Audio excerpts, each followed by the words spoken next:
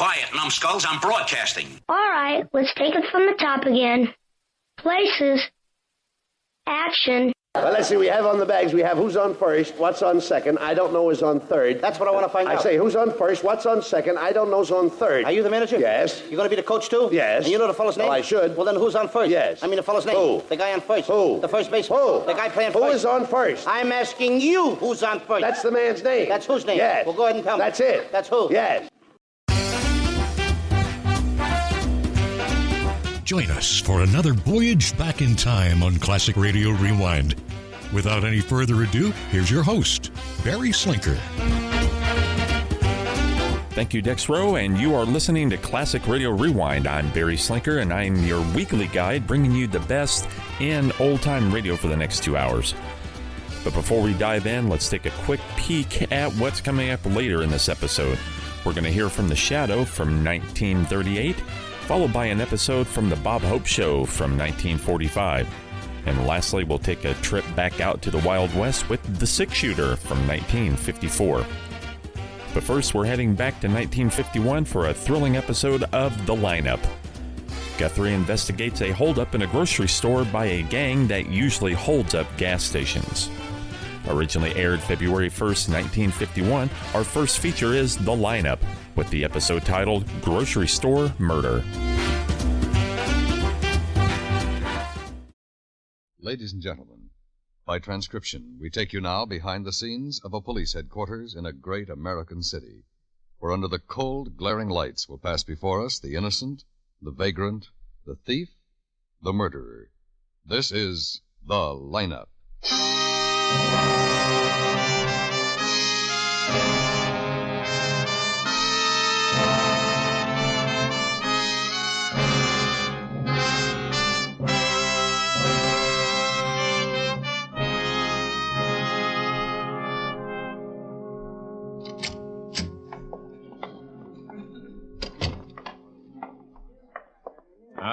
Just take any one of the seats. Right here's fine. Hi, Ben. Hello, Coin. How many you got? 6. All of the robberies? Yeah. I don't think we'll get much, though. I'm pretty sure the boys we want don't have a package. May I have your attention, please? You people Hey, out there on the other side of the wire in the audience room. Oh, May I okay, have your sure. attention, I'll see you in the office later. Huh? Right. Thank you. My name is Greb, Sergeant Matt Greb. I'll explain the lineup to you. Each of the suspects you will see will be numbered. I'll call off a number, their name, and charge. If you have any questions or identifications, please remember the number assigned to the prisoner as I call his name. At the end of each line, when I ask for questions or identifications, call out the number. If you're sure or not too sure of the suspect, have him held. The officers who took your name will assist you. They're seated among you. Please be prompt with your questions or identifications. When the prisoners leave here, they are sent to the bathroom and dressed back into their jail clothes. It makes it quite difficult to bring them back after they leave here. The questions I ask these suspects are merely to get a natural tone of voice, so do not pay too much attention to their answers, as they often lie. Bring on the line. All right, keep it moving right over to the end of the stage. Right over here, boy. That's right. Okay, now face front, hands to your side. Come on, give me a little room up there. Now look, boys, this is a big room. You'll have to speak up so everybody can hear you. A lot of people out there, and they all want to hear what you got to say, so keep your voice up. Okay, number 1, Joel Webster, robbery. Where do you live, Joel? 717 and a half West 108. Is that a hotel, a house, or what? Hotel. Has it got a name? Yeah. Ashton Arms. Who were you arrested with? Nobody. I was arrested alone. I wasn't with nobody. Any weapons? No. Didn't you have a knife? Yeah, but I wouldn't call it a weapon. Well, what would you call it? A knife. Just a knife. How big a knife was it? Oh, about this big, like this when it's open. About 8 inches. When it's open. It was open when you were picked up, wasn't it? Yeah, it got open. Okay, number 2, Leonard Palms, robbery. All right, Leonard. Don't look at me. Look out at the people. Can't see him. What? Nothing. All right. Where do you live, Leonard? Just got to town. Okay, where have you been staying? Your tank? I just got to town 2 days ago. Been here maybe an hour. I pull a job. I get picked up. Been here for 2 days. That's where I've been staying. Where are you from? California, San Bernardino. You mean San Bernardino? Yes, San Bernardino. Were you arrested with anybody? Yeah, I was arrested with another guy, George Lumpkin. Right here, number 7. We're buddies. How long have you known him? Kids together. Lived in Verdun, San Bernardino, over on D Street, right behind where I used to live. Known him 20 years, huh, George? Yeah, about 20. Any weapons? No, we never pulled nothing like this before. We got rolled on a train. Oh, you came in by train? Yeah, boxcar, rods. In the boxcar, a couple of guys piled on and rolled us. We needed dough, so we grabbed a purse, but we never done nothing like that before. Huh, George? See? Okay. Number 3, Carl Young, robbery. Now, how about it? Any of these men? Where do you live, Carl? 889 South Fuller. Now, have him talk up, Matt, please. Right. You'll have to be louder, Carl. 889 South Fuller. I live there. You always wear glasses? Yeah, I don't have to all the time, but I do. Take 'em off. Keep facing the front. What you got to say it to the people out there, not to me. Yes, sir. You working, Carl? No, sir. Not in 6 or 7 months. What do you do when you work? Gardener. Sometimes anything. Odd jobs and things. Any weapons? Yes, sir. A gun. What kind of a gun? 32 Smith & Wesson. Blue steel, nickel plate, or what? Nickel plated. I had it for about 10 years. You own a car? No. Were you arrested with anyone? No. Where you from, Carl? From here. I've been here all my life. I was brung up on the south side. I wish I wasn't from here. Now, how about it? Recognize any of these men? All right, number 4. James Newton, robbery. Where do you live, James? 309 Green Lawn. Now, remember what I said about talking up? 309 Green Lawn. That's better. Where's that, James? South side, over near Garvey Hill. Who were you arrested with? 3 fellas. They're in the other room. Guess the next line. Who are they? Fella named Bleeker. Another guy named,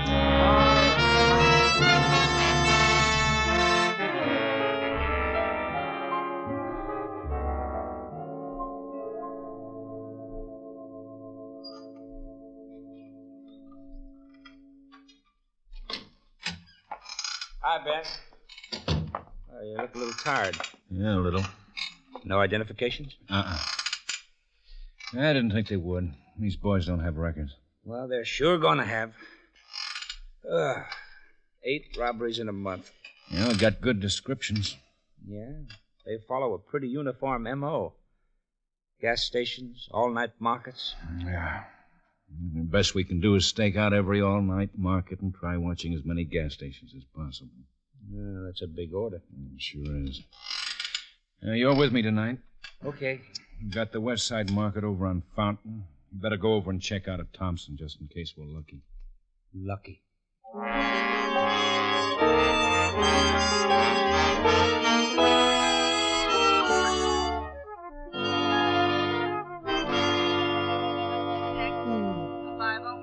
It's 2:30. Yeah. I'm sure getting tired of sitting here. 88. If you see the humane officer, have him make a code 6. 78 if 502. Proceed. What are you going to do tomorrow? I gotta go qualify if I want to keep my rating. Well, you rate expert, don't you? Yeah. $8 a month. Well, it's my day off, too. I think I'll go along. I'll pick you up. Okay. About 10? I'm picking Quine up, too. Yeah, he's a good shot. Darn good. I gotta get up there. My last qualification was in February. February? Yeah. Boy, what did you start yawning for? You know, I hate guys who pick on all-night spots to stick up. We've already been here 4 hours. Well, one thing these guys aren't consistent about is the time they pick. Liable to be anywhere from 11 o'clock to 6 in the morning. Swell. KQRA 231. Huh? My watch is fast. Attention all units in Area Q. Here's something. All units in Area Q. 211, code 4 at the Wheeler Market, 608 South Chestnut. All units in Area Q. Well, this is what we've been looking for. Our boys have started using their guns. Ambulance is on its way.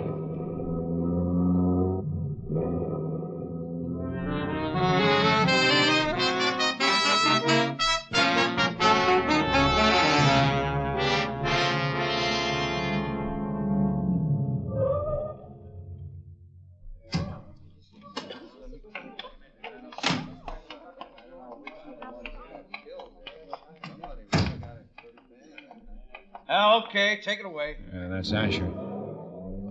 Quine's inside talking to the manager. Okay. All right, let us through, please. Let us get by, please. Come on. Who'd they haul off in the ambulance? Manager's son. Oh. Hello, Ben. What happened? This is Mr. Bishop. He runs the store. This is Lieutenant Guthrie and Sergeant Greb, Mr. Bishop. I've got to get down at the hospital. That was his son in the ambulance. Yeah, Asher told me. Please, I should be with Jack. It was the 4 men we want, all right. They came in, held up the cash register girl. Oh, is that her? Yeah, the one crying. They asked for the money, and Mr. Bishop's son went for a gun under the counter. He wanted to protect the store. He wasn't afraid of them. Please, I've got to get down and see how he is. Asher? Yeah, Ben. See that Mr. Bishop gets down to the hospital. Get him there fast. Sure. Thank you. Car's out this way. Get a statement when he feels like it. Yeah, okay. Now let's go talk to the girl. Okay. Her name's Wilson. Jean Wilson. Engaged to the son. Miss Wilson? Yes. This is Lieutenant Guthrie. He'd like to talk to you. All right. Miss Wilson, did you get a good look at the hold-up men? Yes. Oh, it was just terrible. I've never been in a hold-up or anything. It was just awful. And when that one man shot Jack, it was just terrible. You could identify the man who shot Jack, though, huh? Yes, I could identify him. I think I could identify all of them. All but the one who stood by the door. There were 4 of them? 4, yes. I got a good look at 3 of them. 2 of them came right up to the cash register. The one stood right over there by the vegetable section, but I'd recognize him. And the 4th, he stood by the door? Yes, right over there on the right side. I didn't see him until the 2 men who walked up to me took out guns and told me to give them all the money in the cash drawer. And then I noticed the one standing by the door, just sort of out of the corner of my eye. He had a gun, too. I was scared to death, and Jack, well, he was standing in. Jack was standing right behind her.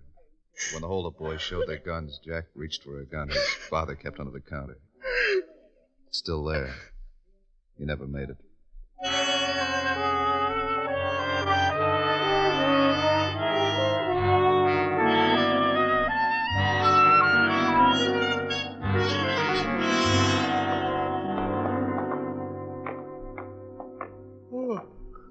Boy, I'm really tired. Yeah, me too. Been a long night. 4:30.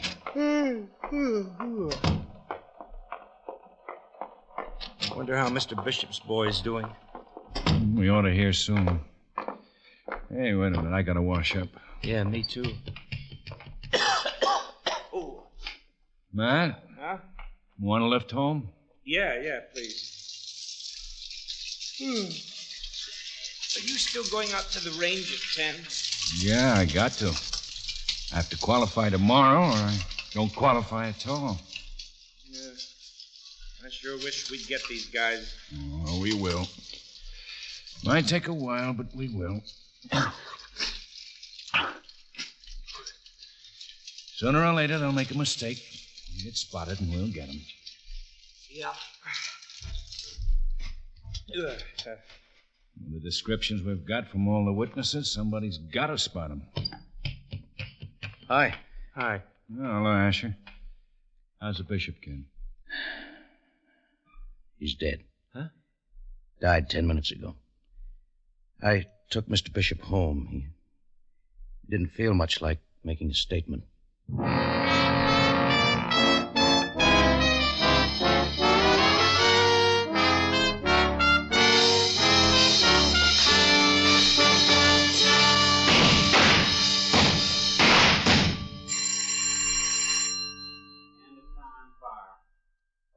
let's take a look. Yeah, I felt like I was waving at a bus. You got a 98, Ben. Waving at a bus. That's what I felt like. I wish I could wave like that. 97, man. Hey, how about Quine? We got a bet. I'm counting it up. You might as well pay up now, boy. I feel it today. The Annie Oakley of the 16th precinct. 99, Quine. What? You see? Come on. Pay up. You probably made a deal with the range master. Come on. I hate Welshers. Let's have it. Okay. Here's your dime. Wait a minute. You want to double it on the time fire? 20 cents? 20 cents. How you going to eat next week? 20 cents. You want it or not? You want in on this one, Ben? Sure. I'll get in on it. Okay. First half of rapid fire, load and lock. Fire on third bell.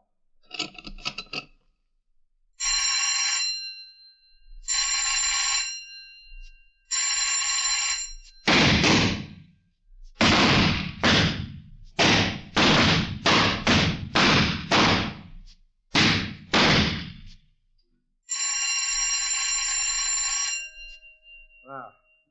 Oh, here comes Asher. Hello, Asher. Hi. Hey, boys all look pretty mean. Second half of rapid fire, load and lock. Fire on third bell.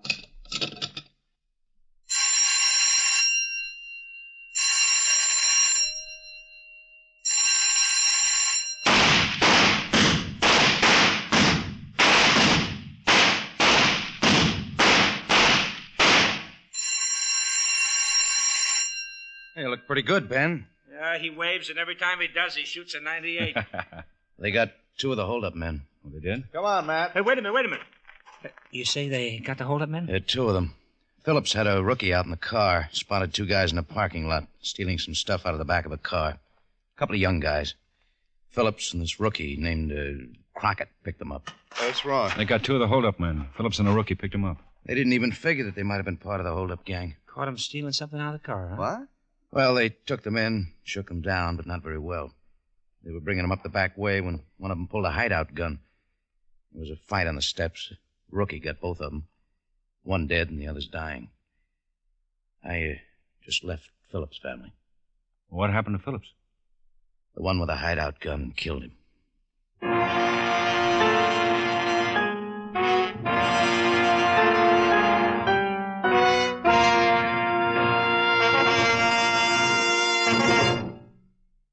Though each of us hopes the current war will not spread and that world peace will yet be achieved, the present crisis has made intensified military preparedness unavoidable. Men are being recruited for all the services: the Army, Navy, Marines, Air Force, and Coast Guard. Volunteers mean high morale and efficiency for our armed forces. Go to your nearest recruiting office to see if you are eligible to volunteer. Volunteer today and be the leader of tomorrow.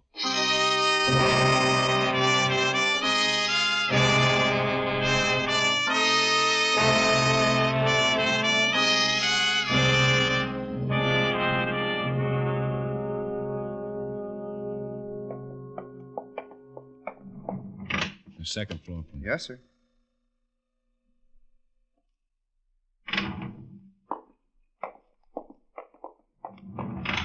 Hello, Guthrie. How are you, Doc? Sergeant Graham. Yeah, I know the doc. Yeah, how are you, Sergeant? Okay. Your man's in here. Bullet severed the cervical spine. He's in bad shape. His partner's in the morgue. Jacobs? Jacobs? He was talking 10 minutes ago. Jacobs? This is Lieutenant Guthrie, Jacobs. Wants to talk to you. Jacobs, we want to know where we can find your other 2 partners. Where's Eddie? He's dead. You killed a policeman, Jacobs. I don't know nothing. You killed a policeman, and we know you're one of 4 men who've been pulling off those robberies. We got Eddie, and we got you. We want to know who the other 2 men are. I told Eddie we should have left those cars alone. Small time. The other 2 men, Jacobs. No good, Eddie. Let's get out of here. One of you killed that boy in the grocery store. Now tell us who the other 2 men are. He doesn't know what he's saying. You won't get anything out of him now. We gotta find those other 2. Sorry, Sergeant. He's in a coma. Okay. I'll put a man on him in case he comes to and wants to talk. He'll need an oxygen tent if he's going to pull through. Well, you think he'll make it? I doubt it. That slug went in crazy. Right in his hand, up his arm, and through his body. Must have hit his arm out straight. That's right. Pointing a gun. I'm going to see about the tent.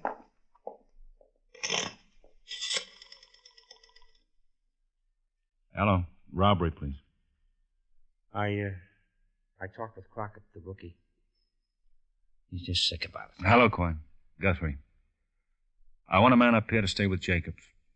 No, he's in a coma, but he may come around. I want a man here. Yeah. Yeah? Well, what's the address? Just a minute, wait. Give me that pencil, Matt, and the pen. Yeah. All right, go ahead. 445 North Elm. Okay. His uncle, huh? Ketchel? Uh-huh. Okay. Yeah. Well, Matt and I'll take it. Yeah, bye. What's up? They got an address on Jacobs. 445 North Elm. Lives with his uncle, Mr. Ketchel. Well, things are getting hotter. Which way, Lieutenant? Down. Yes, sir.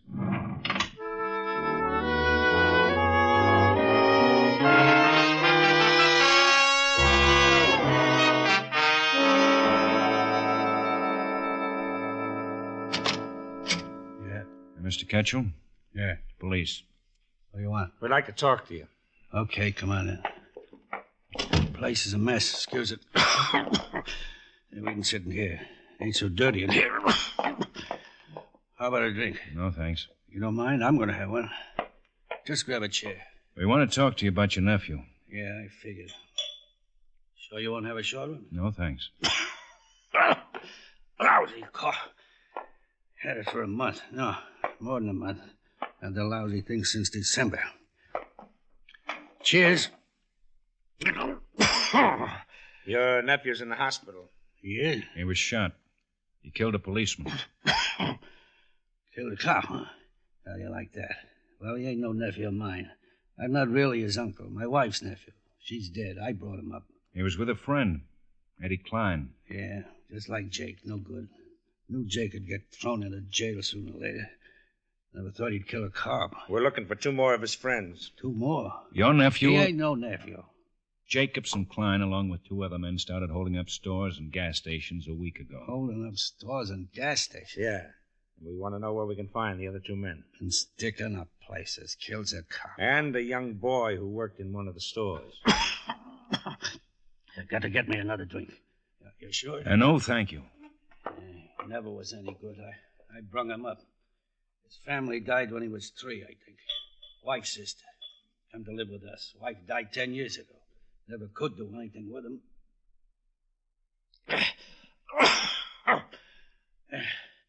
Yeah, he's been getting in trouble.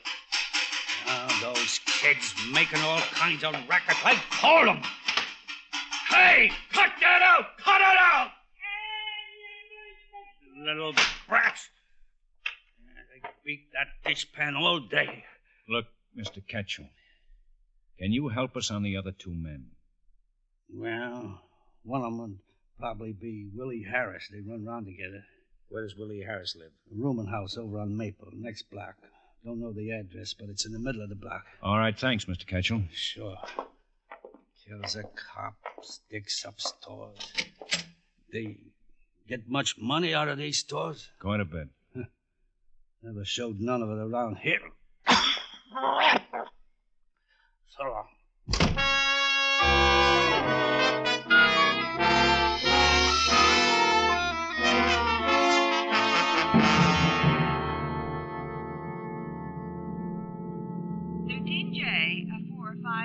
at Lincoln and Washington. Yeah, this looks like the place. Rooms. 88, Yeah. code 6. That's us. 88, code 6. 88. Roger. Let's go, Matt. I'll use the phone in the rooming house.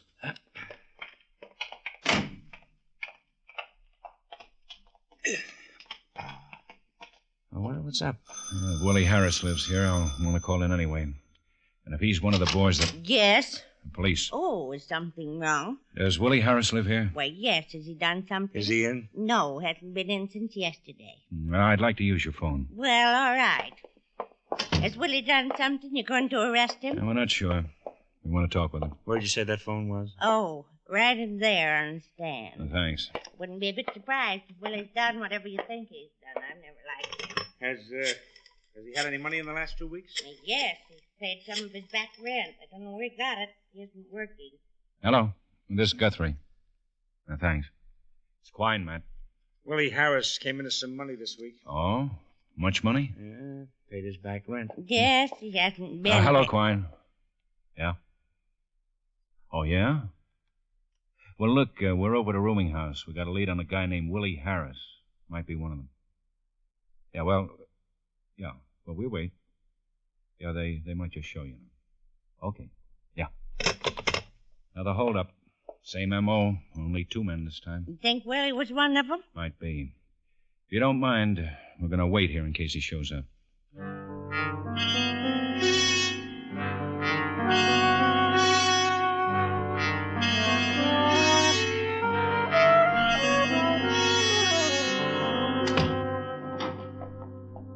Everybody's out.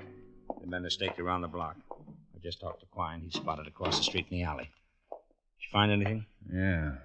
Slugs from a 38. No gun. Yeah, it was a 38 that killed that Bishop boy. Mm-hmm. I'd like to find some of that money. Shh. Somebody came in. Yeah, it's coming up here. Get over by the door. Don't move! Look out, man! I got it. Now, here's your 38. Okay, get up. Hey, what is this? Where's your partner? What do you mean? Eddie's dead. Jacobs is dying. Where's your partner? I don't know what you're talking about. Shake him down, man. Hey, look. Stand still, Wait a minute, will you? Here, Ben. Yeah, it's a nice bundle of dough. I want it. I want to You just held up a cards gas with my- station on Lincoln Boulevard. No, I didn't. That kid in the grocery store died. Oh, now, wait a minute. Will you wait We a got minute? a dozen witnesses who can make an identification on you. I didn't shoot that guy in the grocery store. I didn't shoot him. Who did? Oh, Frank. Frank shot him. Frank who? Frank Woodard. You and Frank held up that gas station? Yeah. Where's Frank now? He went home. 618 North Wilton. He was tired. He was going to take a nap.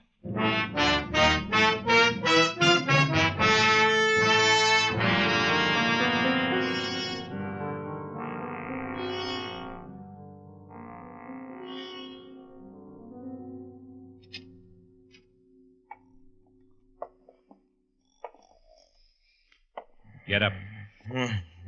He said get up. Hey, what? Grab what him, are Matt. you doing? Grab him. Let go, will you? Let go. There to get under the pillar. And the bundle of dough. You busted Get me. up. You're not. All right. Get your pants on. All right. Who told you where I was, Willie? Yeah, Willie. Look, you can't prove Can nothing. it? Come on, let's go. What about a shirt? Leave the pajama top on. We'll give you a whole new outfit downtown. Okay. Any trouble? No, you can have him, Quine. Oh, here, this is yours. What for? 60 cents. Matt and I got 96 in that last round of rapid fire. You had a 98.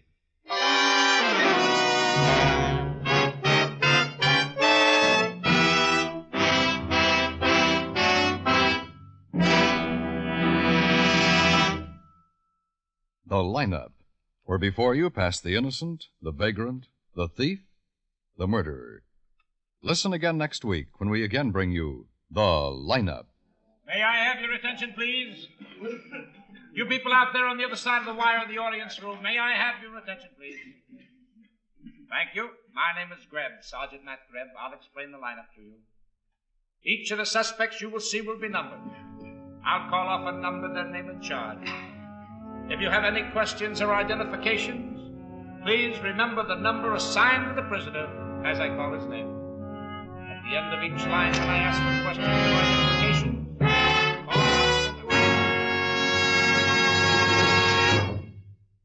The Lineup, starring Bill Johnstone as Lieutenant Ben Guthrie and Wally Mayer as Sergeant Matt Greb, is written by Blake Edwards with music by Eddie Dunstetter. Featured in tonight's cast were Hy Averback, Gil Stratton, Vic Perrin, Sam Edwards, Jack Moyles, Gene Bates, Herb Butterfield, Tony Barrett, and Virginia Gregg. The Lineup is transcribed in Hollywood by Jaime Del Valle.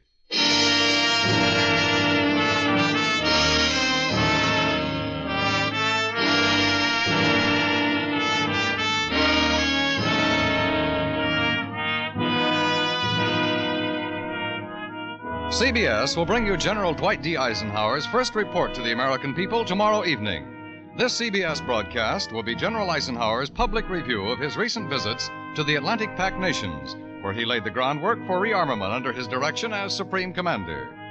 Earlier tomorrow evening, Edward R. Murrow and Hear It Now will bring you a picture of Detroit, Arsenal of the Republic, as it girds for defense production. And for light entertainment, Jan Murray will be present with his Songs for Sale. Songs for Sale, Hear It Now, and General Eisenhower's Report will be heard tomorrow evening on most of these same CBS stations.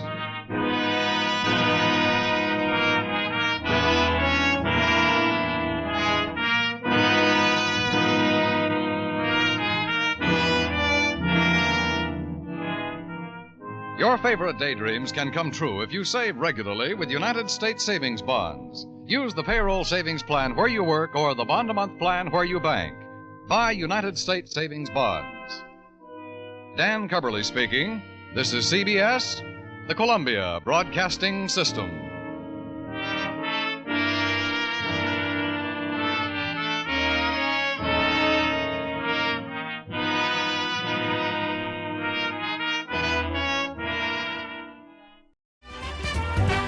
That was The Lineup with Grocery Store Murder from February 1st, 1951.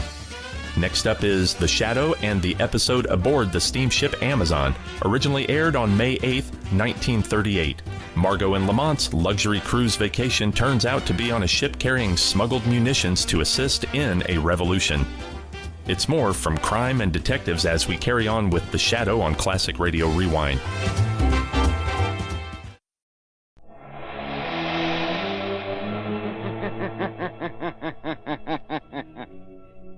Who knows what evil lurks in the hearts of men? The Shadow knows.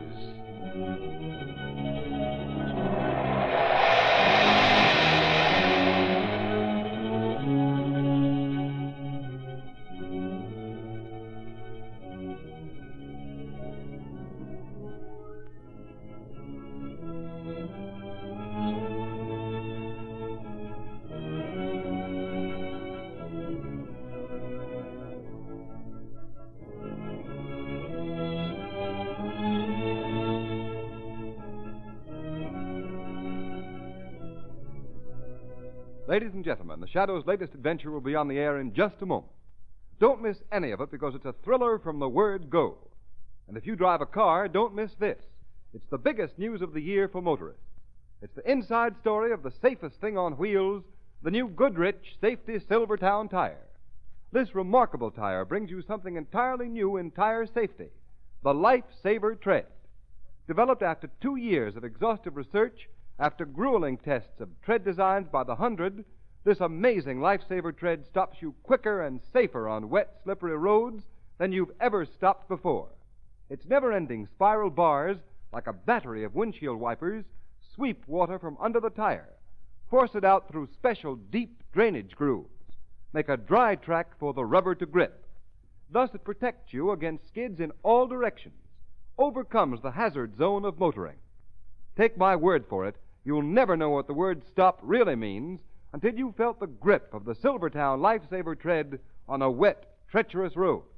And that's not all. Silvertowns are the only tires in the world that give you golden ply blowout protection. And think of it, you get both of these priceless safety features, skid protection and blowout protection, at no extra cost. Tomorrow isn't a bit too soon to start riding on Goodrich, spelled Goodrich. Goodrich Safety Silvertown.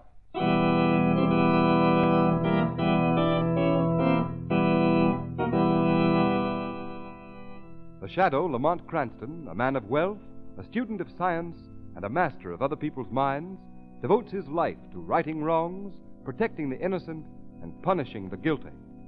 Using advanced methods that may ultimately become available to all law enforcement agencies, Cranston is known to the underworld as the Shadow.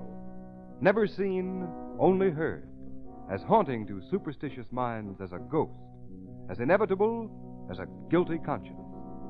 The Shadow's true identity is known only to his constant friend and aide, Margot Lane. Today's story, Aboard the Steamship Amazon.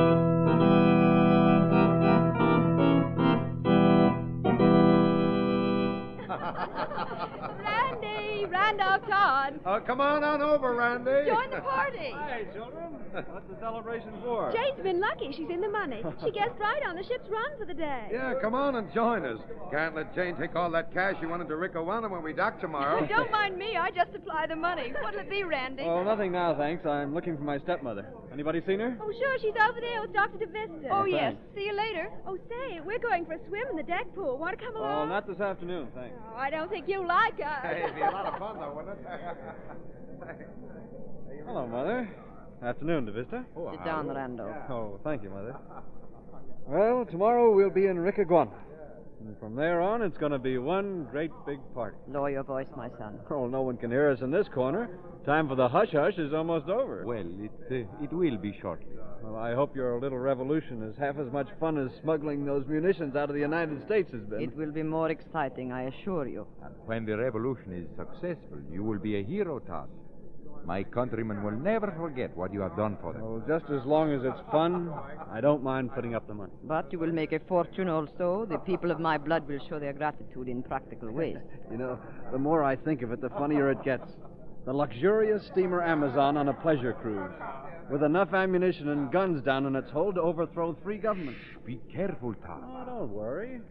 Nobody knows about those boxes marked electric refrigerators. No one but us and Tang Sui. Yes.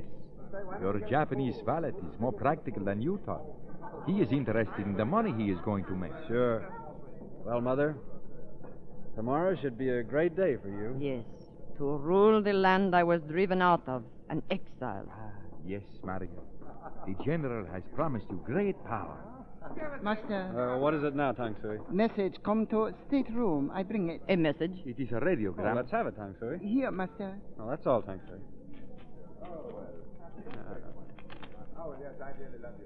Oh, blazes, it's in code. Code? Then it's from... Headquarters, yes. From the general. Oh, it may be important. We'd better decode it right away, my son. Sure. No, not here, Todd. Oh, well, hardly. I'm not a complete fool, Doctor. Anyway, the code book's in my cabin.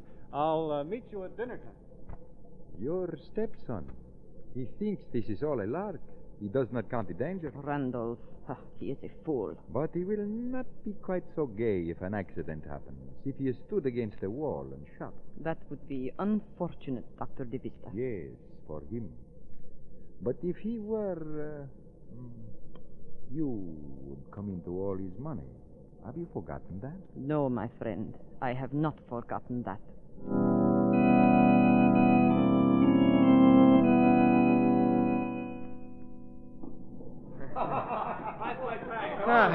Nice swim, Margot? Fun, but Join me in a walk on deck. I'd love to. I didn't see young Todd doing his famous jackknife in the debutante. Now, Lamont, Randy's a nice boy. I've known him for years. A little too much money, but that's all. And he travels around with a strange crew. His stepmother looks rather formidable. Stop making deductions. You're on vacation. Speak of the devil. Hello, Todd. Oh, hello. Hello, Margot. Randy! Oh, what's the matter with him? Oh, very polite, was he? I never saw him act like that before. He was like a man in a daze. He did look worried. He had bad news. Bad news? Yes, didn't you notice? He had a radiogram in his hand, stuck in his pocket, and he saw us coming. Well, he certainly shot out of his stateroom in a hurry. Yes, and he wasn't really going anyplace. He stopped and standing there by the rail. All by himself. That isn't like Randy either. Margot, perhaps he needs help. Why not talk to him? He wouldn't talk in front of you, Lamont. All right, you go alone. I'll duck. And if he does need help? Maybe we can supply it. See you later. All right, I'll go over and talk to him. Nice day, isn't it, Randy? Huh? Oh, hello, Margot. Randy, what's the matter with you? Well, I'm in kind of a jam, Margot, but don't you worry. What sort of a jam? Oh, it's the worst darn mess Suppose you tell me the whole story. I can't do that. Of course you can. No. I'm an awful coward, Margot. Coward? Nonsense. What is there to be afraid of? Oh, nothing. Randy, I believe you are frightened. Are you in danger? Margot, what would you do? No, I can't tell anyone. Tell them what? Oh, please, leave me alone, Margot. Randy. Stop pestering me, will you? I can't stand it. Randy, come back here. Randy! Shadow. Yes, Margot. You heard everything? Yes, I was here beside you. Randolph Todd must have some cause for his fear. I think I must talk to that young man. talk to him soon. As the shadow.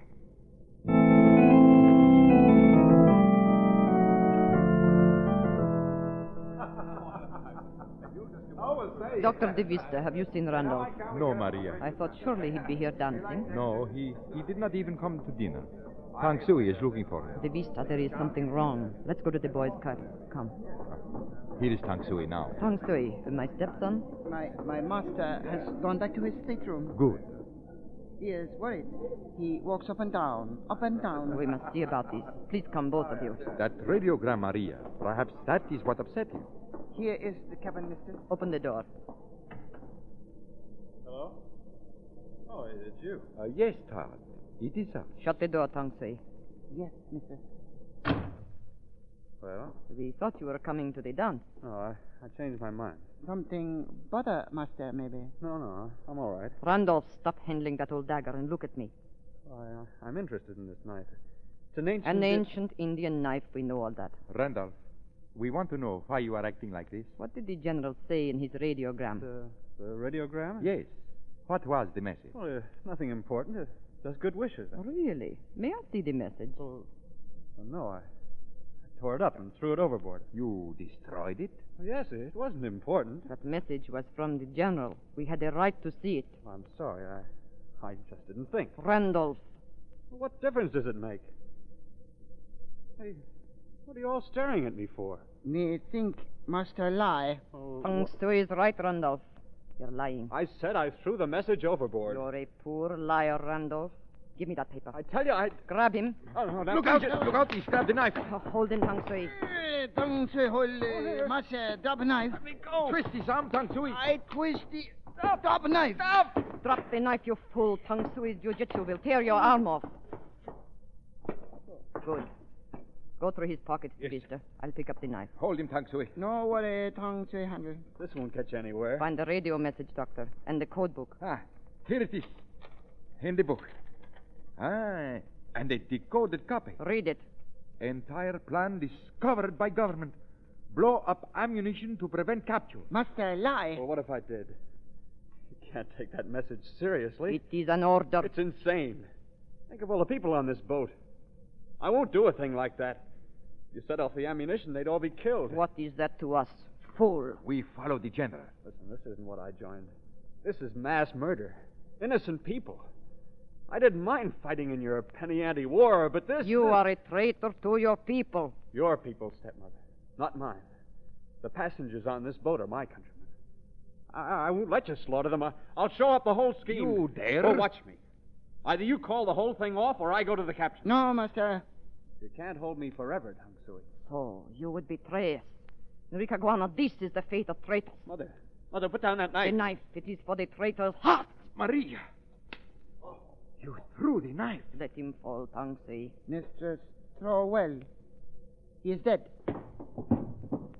What, Maria? This is murder. Do not be a fool, Davista. We had to silence him. You cannot hide a murder. It is not murder. The knife is Randolph's. His grip alone is on the handle. I threw it by the blade. My poor, distracted stepson killed himself. Suicide? Mistress is very wise. Yes. We shall say when they ask questions that we three left him alone and went to dinner. Later, in the dark, we shall carry out the general's command. Explode the... Yes, my dear doctor. Blow up the ship.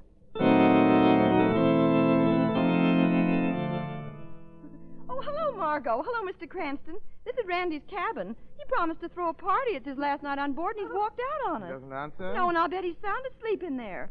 Randy, you lubber, let us in. I don't hear anyone inside. Oh, steward, come here a moment. Yes, sir? Bottle, sir. Do you know if Mr. Todd's in his cabin? He was for the last I knew. His valet said Todd didn't wish to be disturbed, sir. There, what did I tell you? I'm going to keep on knocking till he pays some attention. Oh, just a minute, Jane. Mr. Cranston has an idea. Steward, you have a pass key? Suppose you open the door for us. Well, no, sir, I don't know that... Of course you will. Mr. Todd's playing a joke on the young lady, and we mustn't let him. No one will know. You let us in. Come on. Oh, thank you, sir. Of course, if it's all in fun, sir. Oh, it's dark. Randy, where are you? The light switch is by the door, sir. Oh, yes. There we are. Lamont, he isn't here. Oh, yes, he is, sir. Look, he's lying on the floor. Yes, come on, Randy, wake up. Lamont, That knife in his breast. Yes. Is he? Randy Todd is dead.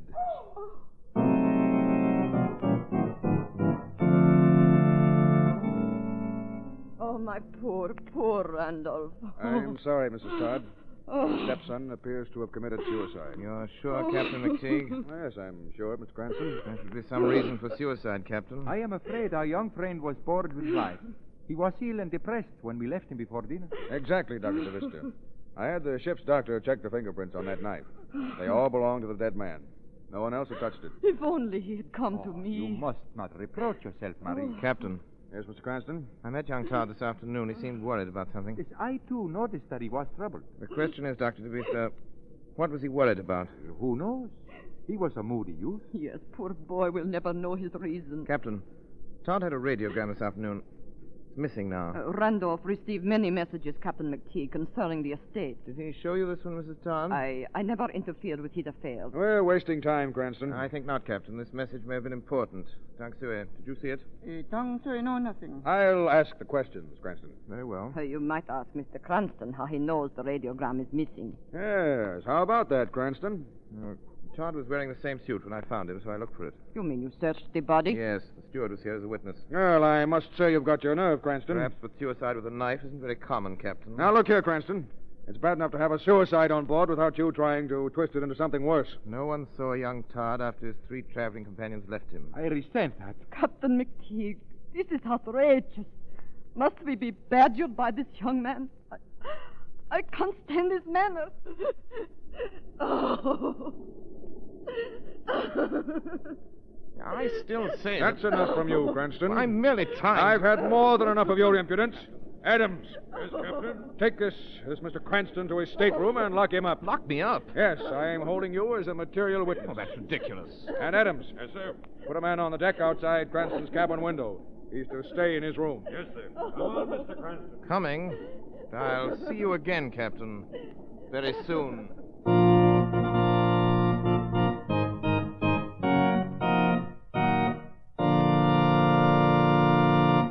Ladies and gentlemen, while we're waiting for the Shadow's hair-raising story to reach a thrilling climax, let me say something about a new kind of rainy day driving safety that may save your life. Because who knows... The Shadow knows. When there's wet, slippery film on the highways, there's always the grim uncertainty that your car may start sliding, swerving, spinning off the road. Why gamble with fate?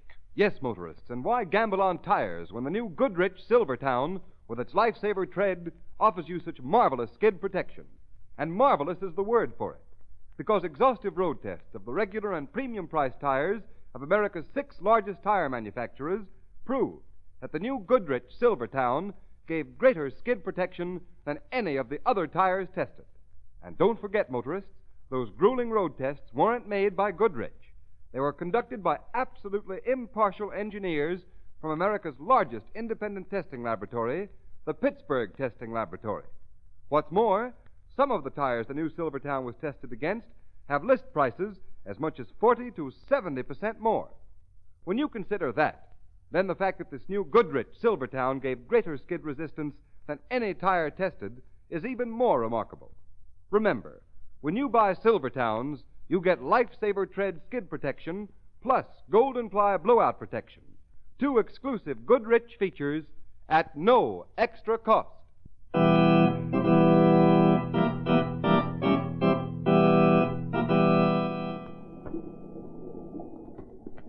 Here, this go in that bag, Stewart. Right you are. Think that is all. Smart idea, Mr. Tang Sui, packing ahead of time. Most people leave it at the last minute. Boat docks tomorrow. Right you are, early in the morning. That was terrible, your boss, Mr. Todd, killing himself. Most tragic. Tang Sui very fond of young master. Yes, very tough break. I'll answer it. That's funny. Funny? What is? There's nobody at the door. No one? The passage is empty. Never mind, steward. You can go. Right you are. Shut door, please.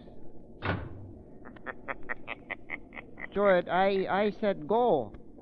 Who laughed? I did, Tang Sui. You? Where are you? I cannot see you. I am here beside you, Tang Sui. Only voice? Yes, Tang Sui. The shadow is a voice, asking for the truth. The truth about Randolph Todd's death. Tang Sui know nothing. Tang Sui lies. The shadow knows. Where is the radiogram your young master got this afternoon? I not know. You're a wicked servant, Tang Sui. Where is the radiogram? I did nothing. Where is it? Here in pocket. Put it on the table. Yes, Shadow. Why was it taken? What does it say? I give it to you. Now, go away, please. No, Tang Sui, not until I know the truth. Was Randolph Todd murdered? Go away, please, go away. Tang Sui did nothing. Tang Sui, get away from that door. No, leave me alone. I run.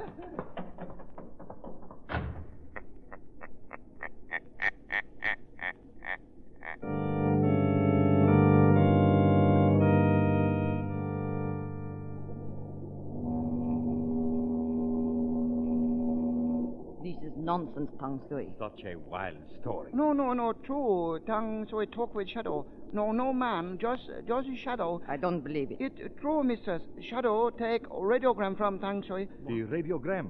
You gave it to him? You coward. Cannot fight Shadow, cannot see. Fool. There is the answer to not seeing him. He hid in the fog. No fog in Tang Sui cabin. Well, we won't mind the fog a little later tonight. Doctor, you'd better shut the window. Look at the way the curtains are blowing in. That is funny. There has not been a breath of air all night. But the curtains were blowing, just for a moment.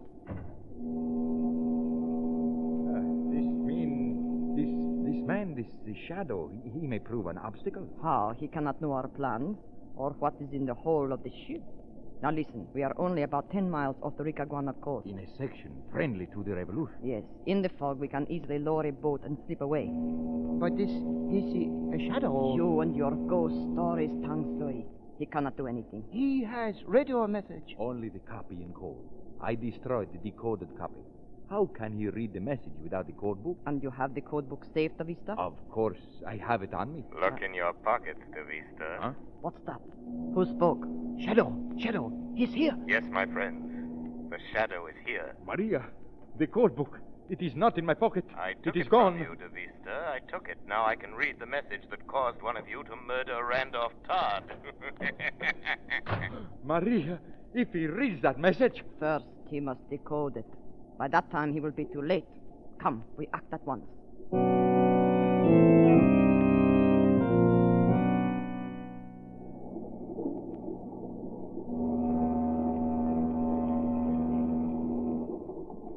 Half speed ahead. Half speed it is, Captain. Very good, Mr. Pearson. Keep her on the course and keep sounding that whistle. Yes, sir. What night, sir? Blasted fog. Watch she doesn't get any closer to shore. There are shoals in there. Aye, sir.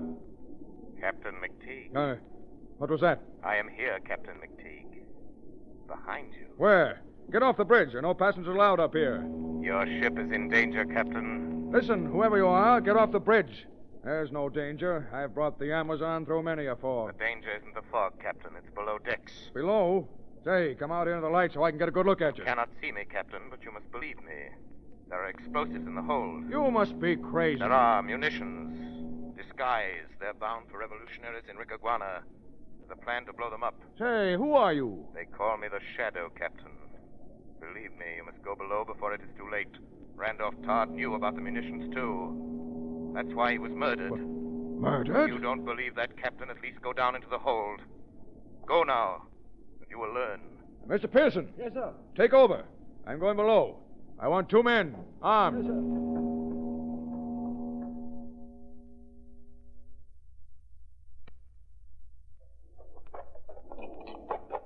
Hurry, De Vista. Get the top off that box. Yes, Maria. Tang Sui, hand me that hatchet. Yes, sir, here. This one has the fuses. Quickly, start tying one up to the powder. If one box blows up, they'll all go. Yes, and the ship with them. What is it? Someone come. What? Tang Sui, quick, switch out the light. Yes, sir. Good. Now, Tang Sui, stay by the switch box. Don't turn them on till I give the word. Yes, mister. Quiet. It's black as pitch in here. Got your flash, Peters? Yes, Captain. Find the light switch. Right. If you ask me, this is the craziest... Now, Tang Sui. Hey, who turned on those lights? Do not move, Captain. Got a gun, sir. So I see. So is the woman. And I am a good shot, sailor. Keep your hands up. Mr. Todd and... Mrs. Todd and Dr. De Vista. Say, what are you doing down here? Good evening, Captain. And young Todd's valet, too. Put down those guns. What the devil do you mean by... You do not command now, Captain. That's mutiny. Throw your guns on the floor, gentlemen. I'll be... You'll be dead if you don't. Throw guns. What do you say, Captain? Go ahead, boys. Not much we can do now. There's my gun. The others, please, quickly. Line up facing the wall, gentlemen. Keep those hands up, Captain. You don't expect to get away with this. But we do. We will. There will be a certain loud noise, and you... But never mind. Tang Sui. Yes, Mrs. You will shoot the first man who turns around. Yes. Come, Dr. De Vista. We must hurry. Bring the hatchet with you. Yes, I am coming. You. What's your name? Tang Sui. What does she mean by a loud noise? Are there explosives in this hold? Captain, no talk. If anything happens to this ship... One more word and Captain die. I think not, Tang Sui. Shadow! Let go! My arm! Drop the gun, Tang Sui. The man who calls himself the Shadow's got him. Softly, Captain. Let's get the others. I've got his gun, sir. Oh, let me go, Shadow. Let me go. Hurry, Captain. Rush the others. They're laying a fuse. A fuse? Grab your guns, men. Come on. Let go, Shadow. Tang Sui do nothing. So, you don't like your jiu-jitsu when it's practiced on you. Unlock the others. Drop your hands. Grab your man. Hold it there. Now, easy, lady. We got you. So, Shadow, this is your doing. No, Mrs. Todd, yours. The Shadow merely helps the cause of justice. Say, these are munitions, all right. Look at that. Powder. High explosive shells. Enough to blow the ship right out of the water. That was their idea, Captain. Well, I hope you three are satisfied. Smuggling, piracy, assault with a deadly weapon, sabotage. You'll spend the rest of your lives behind bars. No, Captain, not all three.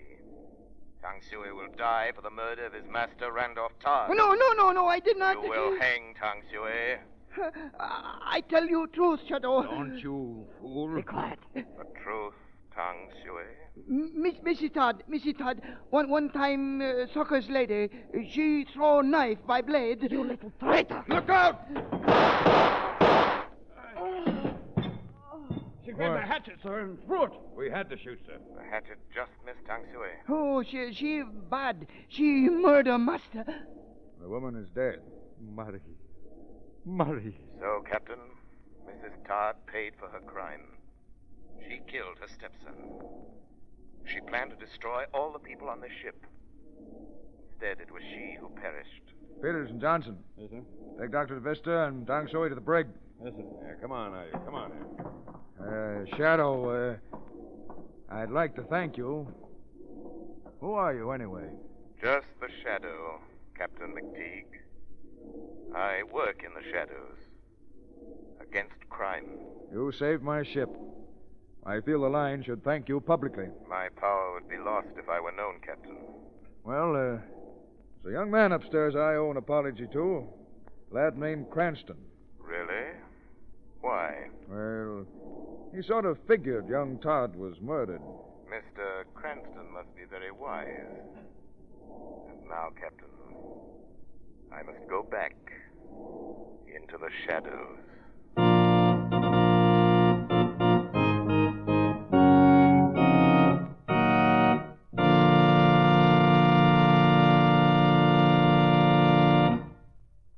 You have been listening to a dramatized version of one of the many copyrighted stories which appear in the Shadow magazine.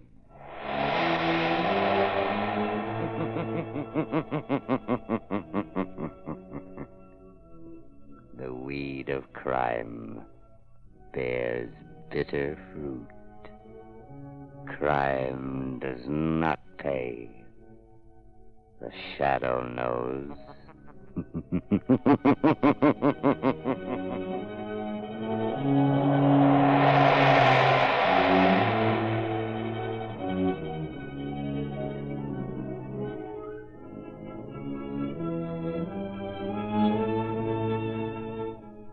All the characters and all the places named are fictitious.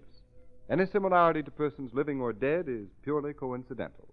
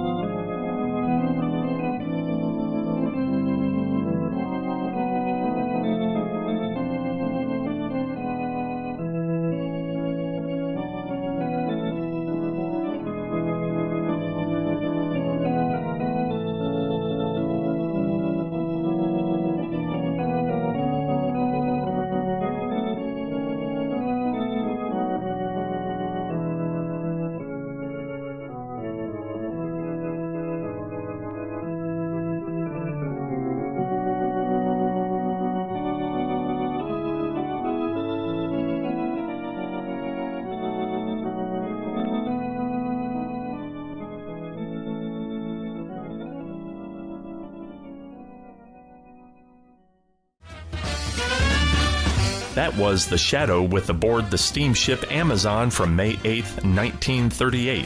A thrilling adventure on the high seas. And with that brings us to the end of hour number 1. There is more on the other side of the break as Classic Radio Rewind returns with the Bob Hope Show and the 6-Shooter right after these messages.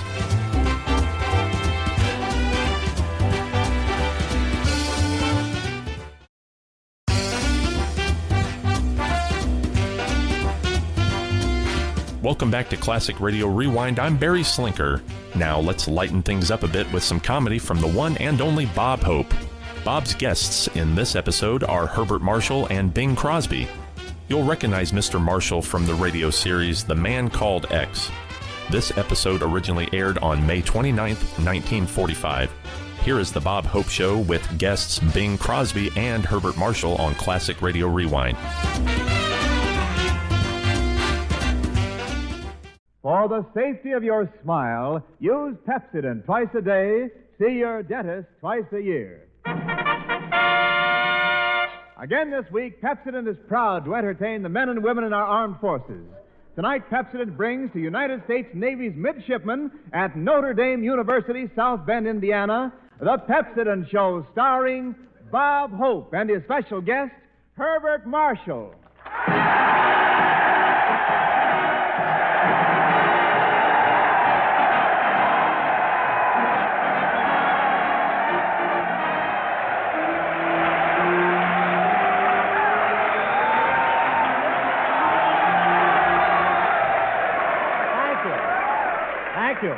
Don't be stubborn. Thank you. How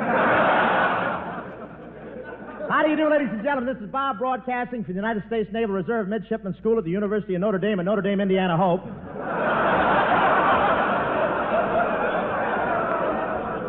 Take me out, Coach. I'm through. Telling you, midshipmen, to brush your teeth with Pepsodent, whether you're an admiral or a ship's baker, and when you get to Japan, you'll capture a lot of territory without getting a single acre.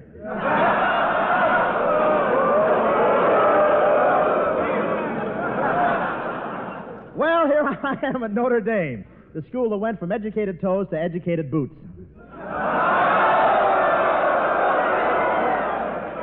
That's what they told me. I can't help it. But the commanding officer, Captain Berry here, was nice and invited me to make myself at home on the campus. I liked it, but I still think it's better to sleep in a room.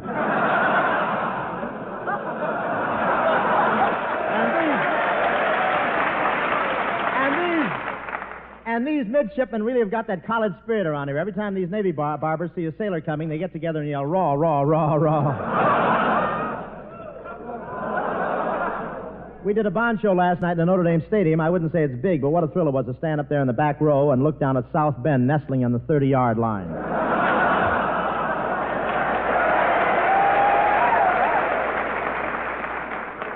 Elkhart was on the 10, but Notre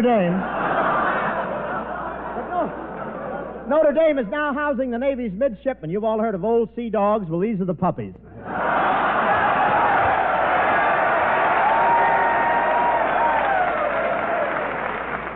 You just heard them bark. And boy, they're really young. I was in the washroom today using an electric shaver, and 4 guys were in back of me waiting to plug in their electric trains.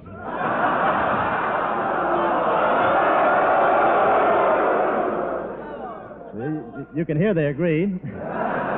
Bendix Aviation has an airplane plant near here, and the other day they had a little excitement over there. They thought one of their test pilots had bailed out, but it turned out to be a midshipman who'd been on the double so much he took off.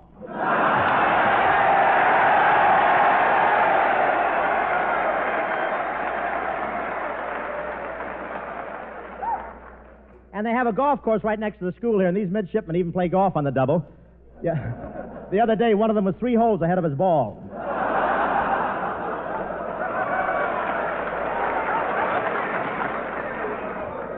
Sounds a little like Crosby. And this school is 2 miles from South Bend, 90 miles from Chicago, and 800 miles from New York, and the line of the mess hall passes through all of them.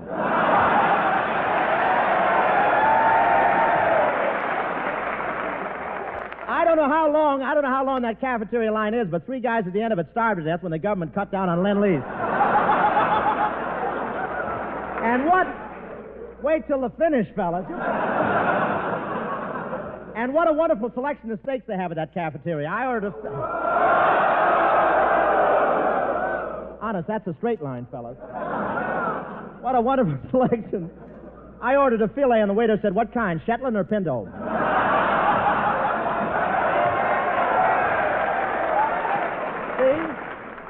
See, if you'd wait, we'd all have fun together.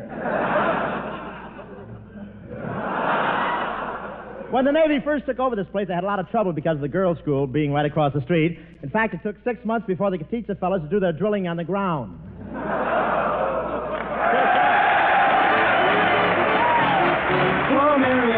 Poor Miriam, selected using Irium, so she waited hoping for the phone to ring. Hello? Wrong number. Hello? Wrong number. So folks don't be like Miriam, use Irium. No matter how many toothpaste you've tried, no matter how good a job you think your present brand is doing, change now to Pepsodent toothpaste. And in just 1 week, see if you don't find new brightness in your teeth, new sparkle in your smile. You see, Pepsodent, and only Pepsodent, contains Irium, the exclusive cleansing ingredient. And Pepsodent toothpaste with Irium removes the film that makes your teeth look dull. It loosens film and floats it away, quickly, easily, safely. Because it removes film, Pepsodent toothpaste with Irium brings new brightness to your teeth. No wonder more people than ever before use Pepsodent toothpaste today. No wonder it's number one with the armed forces. So forget other brands you've tried. Change to Pepsodent toothpaste with Irium. And in just 1 week, see the difference. See if your teeth don't feel cleaner, look brighter. See how it uncovers the natural brilliance of your smile. Ask for refreshing Pepsodent toothpaste, because Pepsodent, and only Pepsodent, contains Irium. Dear Miriam, now she's heard of Irium, so the telephone ring is the busy thing. Hello? Some number. Hello? Some number. Oh. So folks just be like Miriam, use Irium.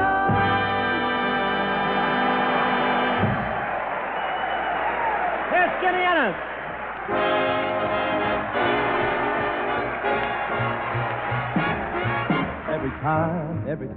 Every doggone time I fall in love, I get a shoving around. Every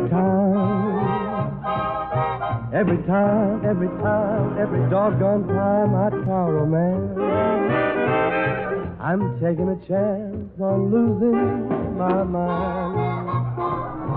I'm gonna learn to be a hermit and live in a hermit's cave until I lose those blues my sweetie gave to me. I'm gonna burn my bridges behind me. I'm gonna hide out in there. You can look, but you'll never find me behind the 8-ball again. 'Cause every time, every doggone time I fall in love, I get a shoving around every doggone time.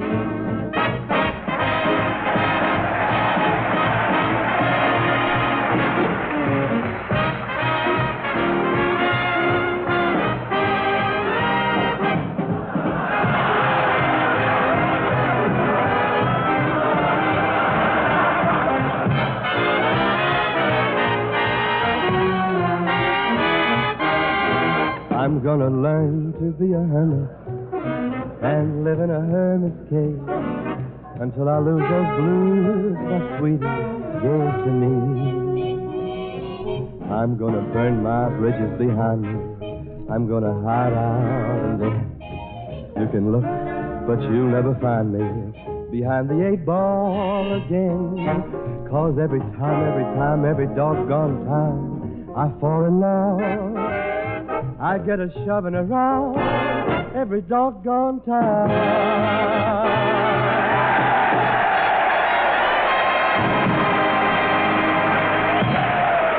That is our Skinny Ennis. Thank you, Skinny. And now, ladies and gentlemen, I'd like you to meet a great guy and a great actor, the man who takes over for us here on the Pepsodent Show during the summer, Mr. Herbert Marshall.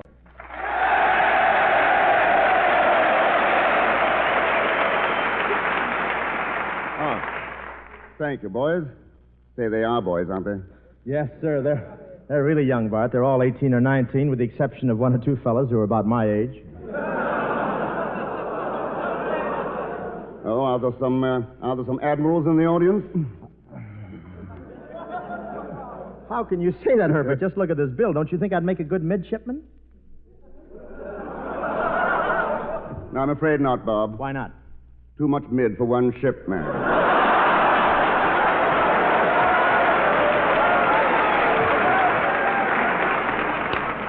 Listen, Marshal, you better watch your step. You know, just because I'm getting a little old, don't think I'm not plenty flabby.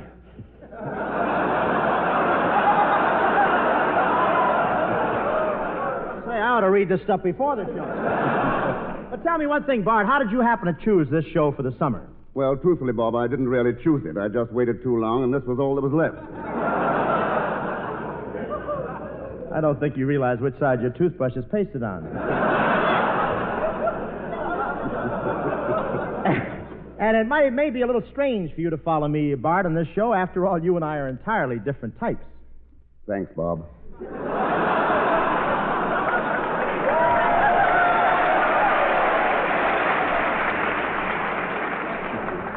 We'll skip that last crack. Why? I can't think of an ad lib. By the way, Bart, what's the name of your program? The name of the series is The Man Called X. The Man Called X. I wonder why they chose that to replace me. Well, Bob, it's a mystery, and they wanted to keep the same type of program. Well, look who's here. Francis Langford. Well, there you are.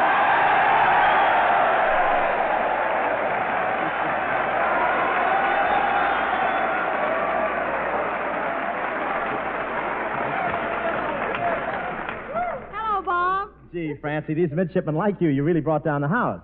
Did I? Yeah, but their eyeballs are still holding up the wall. Oh, Francis, I'd like you to meet Herbert Marshall. He's taking over for me, you know. Oh, hello. So you're taking over for Bob. Yes, and, by the way, what are you doing tonight?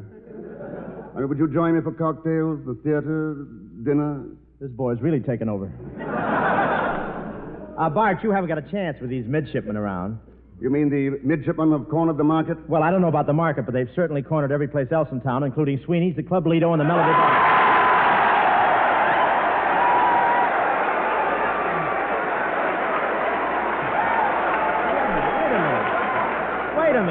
Wait a minute. Are you stockholders? What are you doing?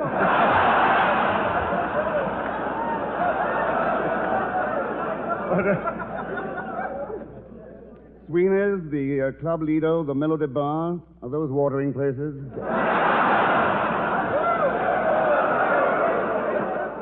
If they are, W.C. Fields must own the reservoir. Well, anyway, Bob, these midshipmen do better than you do. That's because they acquire polish here at the midshipman school. When these midshipmen enter Notre Dame, they're a little on the eager beaverish side, Bob, and after 4 months, they come out a smooth ensign. Really? Well, that's what they told us, anyway. Well, look, Francis, let's explain it to the folks some more fully. And to confuse the audience, Herbert, you be the eager beaver just entering... Wait, we got something worked out. Wait a minute.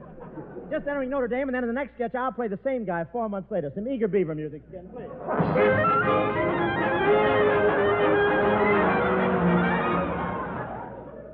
Boy, it sure is solid being in midshipman school. I think I'll latch onto this park full of girls. Yes, sir, man. I'm on the beam to snag a dream. Man, I never seen so many girls in a park before. It looks like Mother Nature's USO. There's something on that bench over there. Bet you I can click with that chick.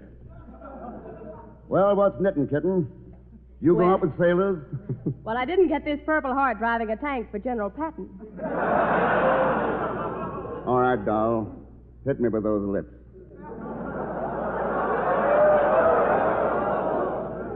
Parker, and step into my office. Well, don't you even want to know my name?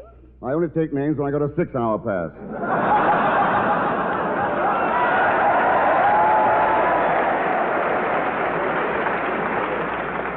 Say, you think a lot of yourself, don't you? Oh, why shouldn't I? You know how all the sailors have a girl in every port? Yes? Well, mine swim out and tow the boat in.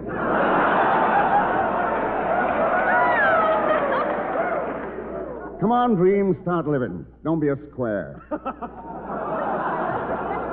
If you go out with me, I'll give you a present, a bottle of surrender. $25 an ounce. Wait a minute. Surrender is only $10 an ounce. I know, but this is unconditional surrender.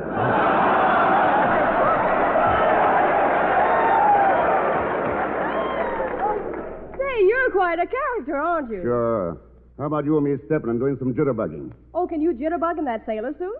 Do I jitterbug? Watch, I'll show you.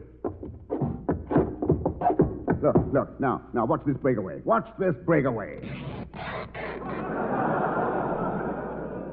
Oops. Broke away in the wrong place.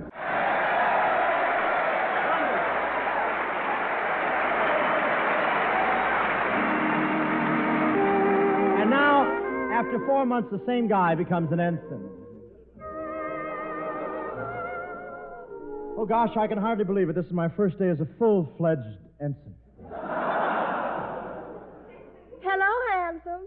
Egad, already I must start paying the price.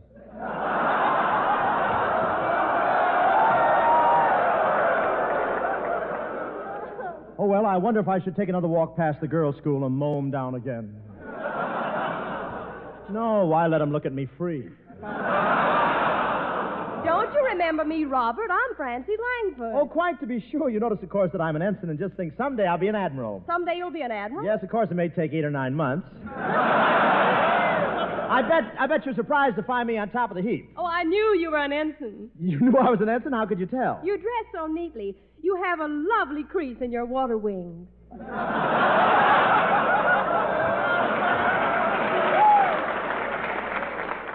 Oh, you look so wonderful, Robert. Do you mind if I hold your arm? All right, but don't cover up my stripe. But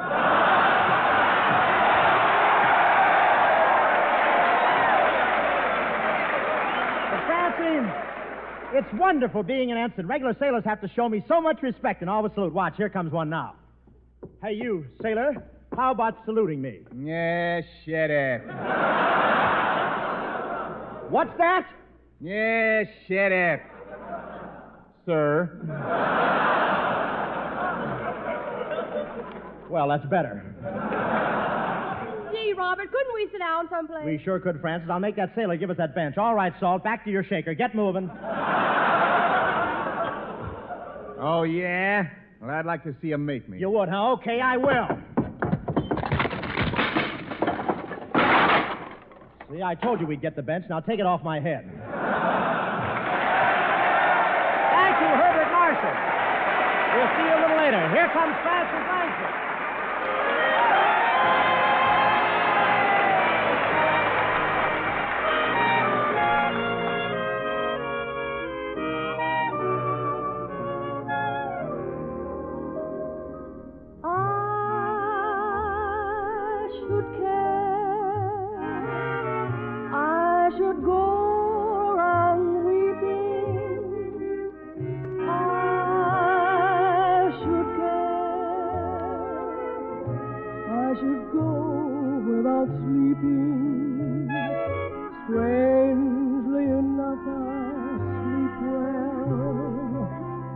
Except for a dream or two. But then I count my sheep well.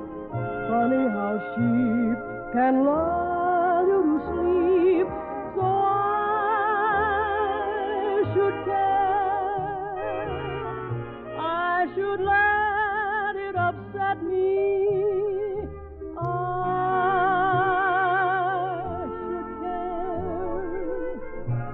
But it just doesn't get me.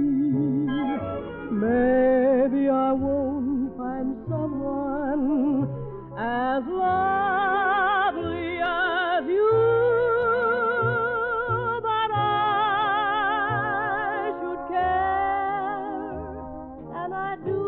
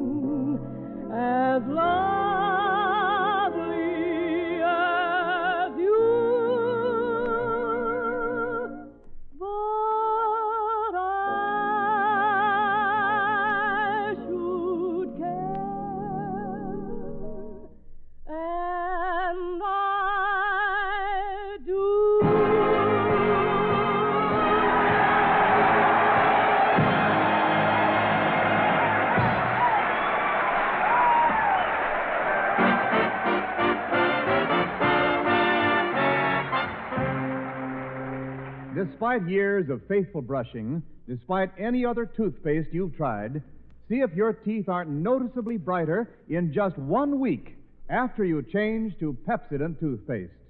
You see, Pepsodent toothpaste contains irium, the exclusive cleansing ingredient. Pepsodent toothpaste with irium removes the film that makes your teeth look dull. It loosens film and floats it away quickly, easily, safely. Brings new brilliance to your teeth. So forget other brands you've tried. Change to Pepsodent toothpaste.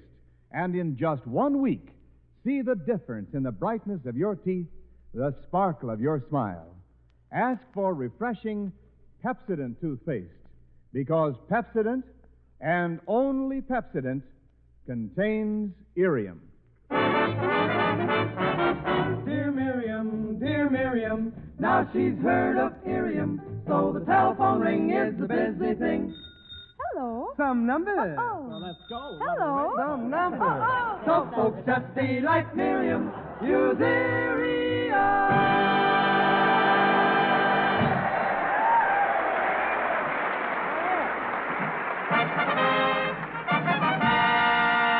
Just a minute, ladies and gentlemen. Here's something unscheduled. Coming out on the stage is none other than the old groaner himself, Bing Crosby.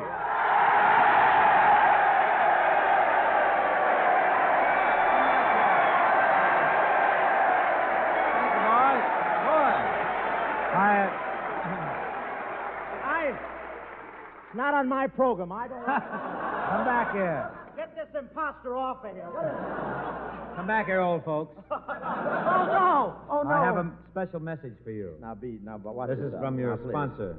Really? This may be it. All right. You find a nice, You easy mean I'm slot resting to- next season? Yes. Will you move over for me? I may need it. Here's what it says. Bob Hope, Notre Dame Navy, South Bend, Indiana. Because you, as always, are so busy thinking about others, doing bond rallies, benefit golf matches, entertaining servicemen at camps and hospitals, you may not even realize that today is your birthday. But we do. This is just to wish you many more happy years. Charles Luckman, Pepsodent.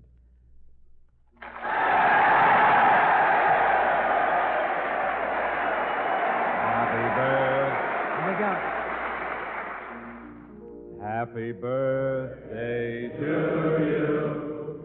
Happy birthday to you. Show over. What is it? Happy birthday, dear Paolo. Happy birthday to you.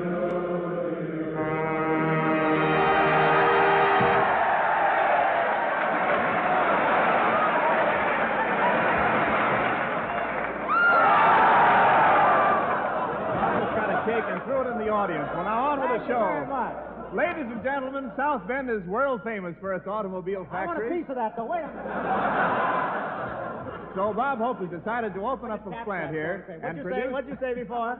I said that you decided to open up a plant here and What produce kind of a plant? automobiles. Oh, automobile. So we take you now to the Hope Automobile Factory. Where's that? Is that in the script? Oh, yeah, here you are. How about that truck? How about that? This is the biggest frame-up I've ever had. Where's the mic? Oh, yes, there you are. Hello. I'm not excited. Don't worry.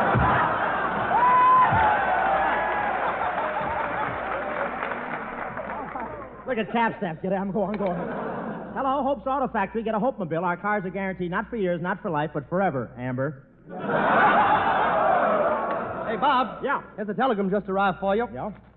Say, it's from Washington, Skin. We can make cars again. Reconversion is staring me in the face. Who was that? Reconversion. Well, we got to convert the factory over right away. Where's my foreman, Professor Colonna? Coming, Hope, coming.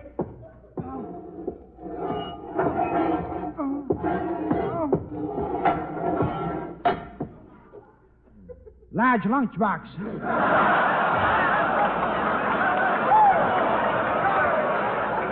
Colonna, I've been looking all over for you. Where have you been? Well, Hope, I just had a 38-hour conference with John L. Lewis. But, Colonna, that conference with John L. Lewis was only supposed to last 2 hours. What happened? Mustache got tangled in his eyebrows.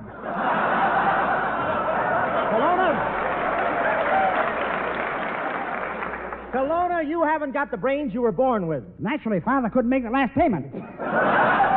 Kelowna, is this your first time in South Bend? No, Hope, I was a Notre Dame football hero. I'll never forget the day Notre Dame was behind with a minute to go. Yeah? I put on my helmet, kissed my girl goodbye, and sped to the attack. You did, huh? College girl? Whack. Pretty? Stack. How'd it look for Notre Dame when you went in? Black. How'd you come out? Sack.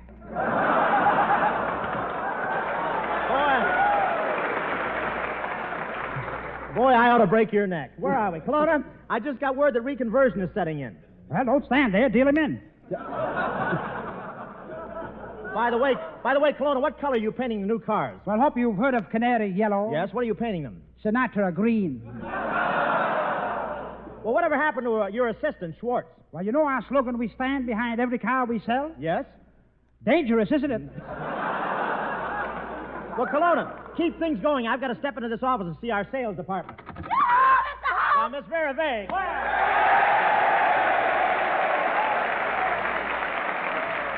Well, Miss Vera Vay. Yes, sir. Well, our little Notre Dame posy. Well, Bob Hope, the man with the South Bend nosy. Say, so you're in our sales department, Miss Vay? Yes, I am, Mr. Hope. I took a prospect out for a demonstration last night, and I really put the pressure on him. Really, Miss Vague? What happened? Well, I don't know. The x-rays haven't come back from the clinic yet. Oh, boy, but I love being a salesman here, Mr. Hope. You know, before I came to South Bend, where all these handsome midshipmen are, I used to go from door to door. Well, what do you do now? I go from window to window.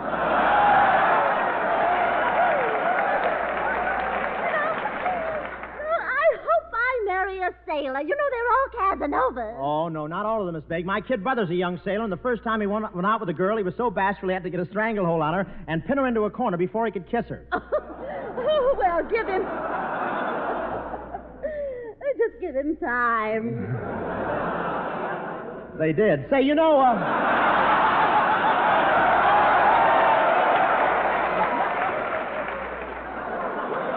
You know, we're putting out a new car, Miss Vague. Yes. Which do you think we ought to concentrate on, a four-door sedan or a two-door sedan? A no-door sedan. A no-door sedan? What good would a sedan be with no doors in it? He's never been to Leeper Park, has he? Miss Vague, how did you find out about Leeper Park? I like this boy. He's silly. He's so silly. But seriously, Miss Elba, I just went to Leeper Park to see the trees and the sap running. Really? Did you catch him? Oh, you dear boy. You're so breezy, and I just love to listen to it whistling through those holes in your head.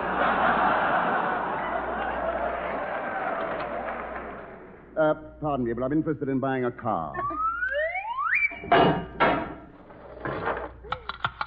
Well, shall we talk it over? Look, Bob, I haven't got much time. I want to buy a car. Well, Herbert, we've got something here that's unbelievable. Hello, Mr. Marshall. I see what you mean, Bob. Yeah, but I came in to buy a car. Introduce me, Mr. Hope. Miss Vague, this is Herbert Marshall. Herbert, this is Vera Vague. The pleasure is all mine. The pleasure's all yours. Yes. Goodness, he's new around here, isn't he? You know, Miss Vague, Herbert Marshall is the man called X. The man called X. I wonder if X next.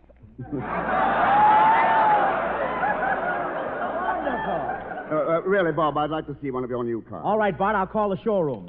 Hello, showroom. Send a car over to my office right away.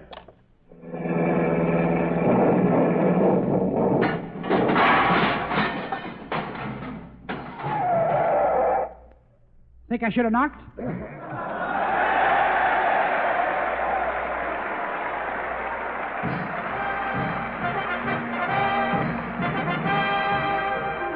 Thank you very much, folks. I'm sorry we're late. We have to go. Thank you. Goodbye. Pepsodent has brought you this program from South Bend, Indiana. This is Wendell Niles reminding you to always use Pepsodent. How about that blackout? You like that? The What kind of timing we have now?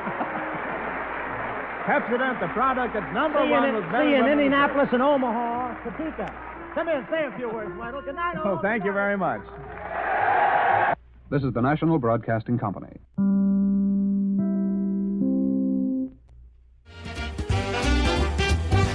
That was The Bob Hope Show with guests Herbert Marshall and Bing Crosby from May 29th, 1945. And now, for our final classic, we're saddling up for some Western action with The Six Shooter. In this episode, Brit Ponset is the prime suspect in the shooting of a bank robbery. Here is the episode The Shooting of Wyatt King from The Six Shooter, originally aired on May 20th, 1954.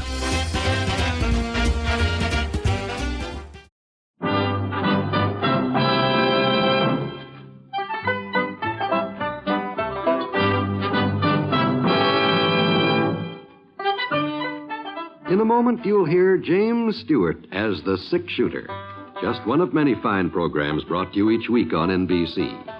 Tomorrow night, there's top comedy entertainment with the Bob Hope Show, the Phil Harris Alice Faye Show, and Can You Top This with Senator Ford. Bob Hope delivers rapid-fire comedy routines, while Phil Harris and Alice Faye bring both mirth and music. A great Friday night lineup of comedy programs, all of them heard only on NBC.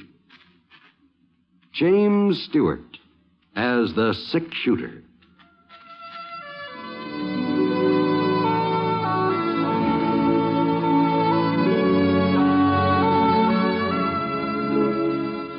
The man in the saddle is angular and long-legged. His skin is sun-dyed brown. The gun in his holster is gray steel and rainbow mother of pearl, its handle unmarked. People call them both the Six Shooter.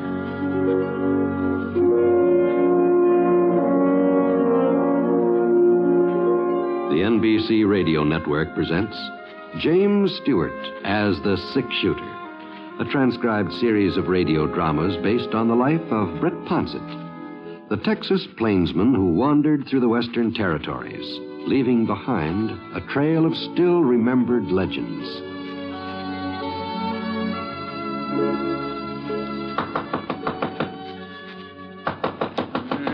Keep your shirt on. Keep your shirt on. Bank don't open till 9 a.m. You got 5 minutes to wait. It's me, Mac Hawkins. I got some news for you, Ollie. News? About Wyatt King. Oh. Yeah, what's happened, Mac? They got him. No. Yeah. Sheriff Hemphill's bringing him into town now. The posse come by my ranch about half hour ago. I took right off so as I could spread the word. Well, I just can't believe it. That's right. They got him. Spud Hemphill capturing a Wyoming kid? Yeah. Oh, not that Spud ain't been a good sheriff, but, nobody's ever been able to lay a hand on Wyatt King before. Well, the sheriff didn't exactly capture him, Ollie. Well, I thought you said the sheriff's bringing him in, and that's true enough, but the way I understand it, the posse just sort of stumbled onto the kid. What? Yeah, that's what they say. He was laying in a grove of sycamores over by Tenderfoot Creek. Dead, huh? No, but he'd been shot up some, a bullet in his belly. Must have been hit at close range. He was still out cold when they went past my place. Well, Spud say who shot him and left him laying there? Well, they just don't seem to know, Ollie. Well, he was in mighty good health when he rode out of here yesterday. Cutting off $2,500 from my bank vault here. And your money was still on him. No need for you to worry about it. Good morning, Mr. Owen. I'm sorry I'm late. Matilda had one of her dizzy spells this morning, and I had to wait until Doc McIntyre got there. Jonas, you hear about Wyatt King? Wyatt King? The fella who held me up yesterday. Oh, why, I thought they called him something else, some kind of kid. That's right. The Wyoming kid. Yeah. Well, his real name is Wyatt King. Oh. Don't you ever read them reward notices down to the post office? Well, I just don't remember names very good, I guess. What about Mr. King? Well, he's been captured. You don't say? Yes, the sheriff found him down at Tenderfoot Creek. He was all shot up. My. And the darndest thing is, nobody knows who shot him. Well, what's so peculiar about that? Well, in the first place, the fellow who done it, he'd stand to collect a mighty nice reward. All them holdups King's pulled, well, there must be at least $5,000 offered for him, dead or alive. My, that sure is a lot of money. Well, I better get over to my desk and start working on the accounts. Ollie, that ain't the only strange thing about this here business. What are you driving? Well, I told you the kid'd been shot at close range. That means somebody met up with him, face to face. He wasn't dry gulched or nothing like that. Yeah, I see what you mean. And it would take a mighty big man to stand up to Wyatt King and a mighty fast man to outdraw him. Yeah, he was supposed to be lightning gunfighter. There's about 10 graves that'll testify to that. Sure ain't nobody around here. Well, leastways, I can't think of anybody. Can you, Mac? No, can't. Not a single solitary soul. I've been racking my brain ever since I heard what had happened.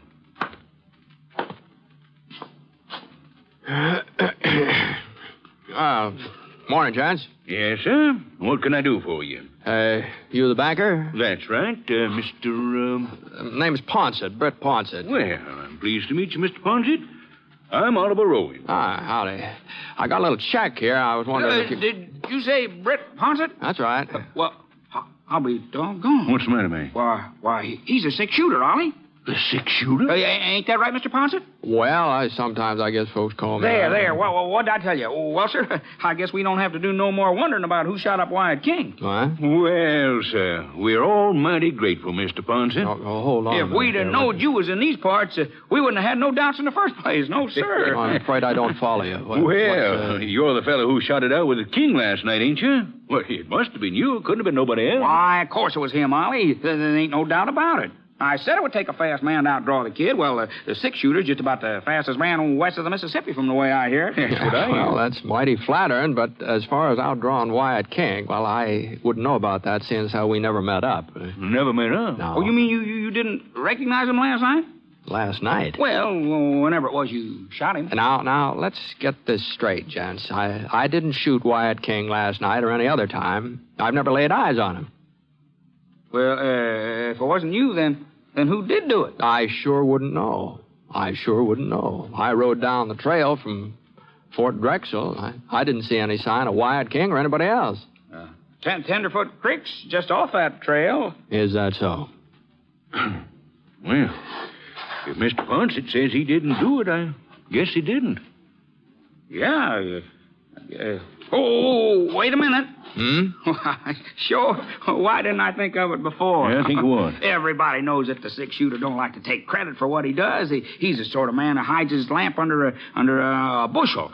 Well, you ain't going to get away with it here in Copper Springs, Mr. Ponset. You're absolutely right, man. Yeah. Why, shooting an outlaw like Wyatt King ain't nothing to be ashamed of. Well, Mr. Ponset, you ought to be proud of yourself. Well, maybe I would if I'd done it. Hey, the fact there's is, the posse now. Just wait till I tell Sheriff Hemphill about this. Here now. Wait a minute, Mac. Wait a minute. I'm coming with you. Listen to me, will you? You mind the bank? Yes, sir, Mr. Rowan. Now, Mr. Rowan, hey, why do you... well, I'll be darned.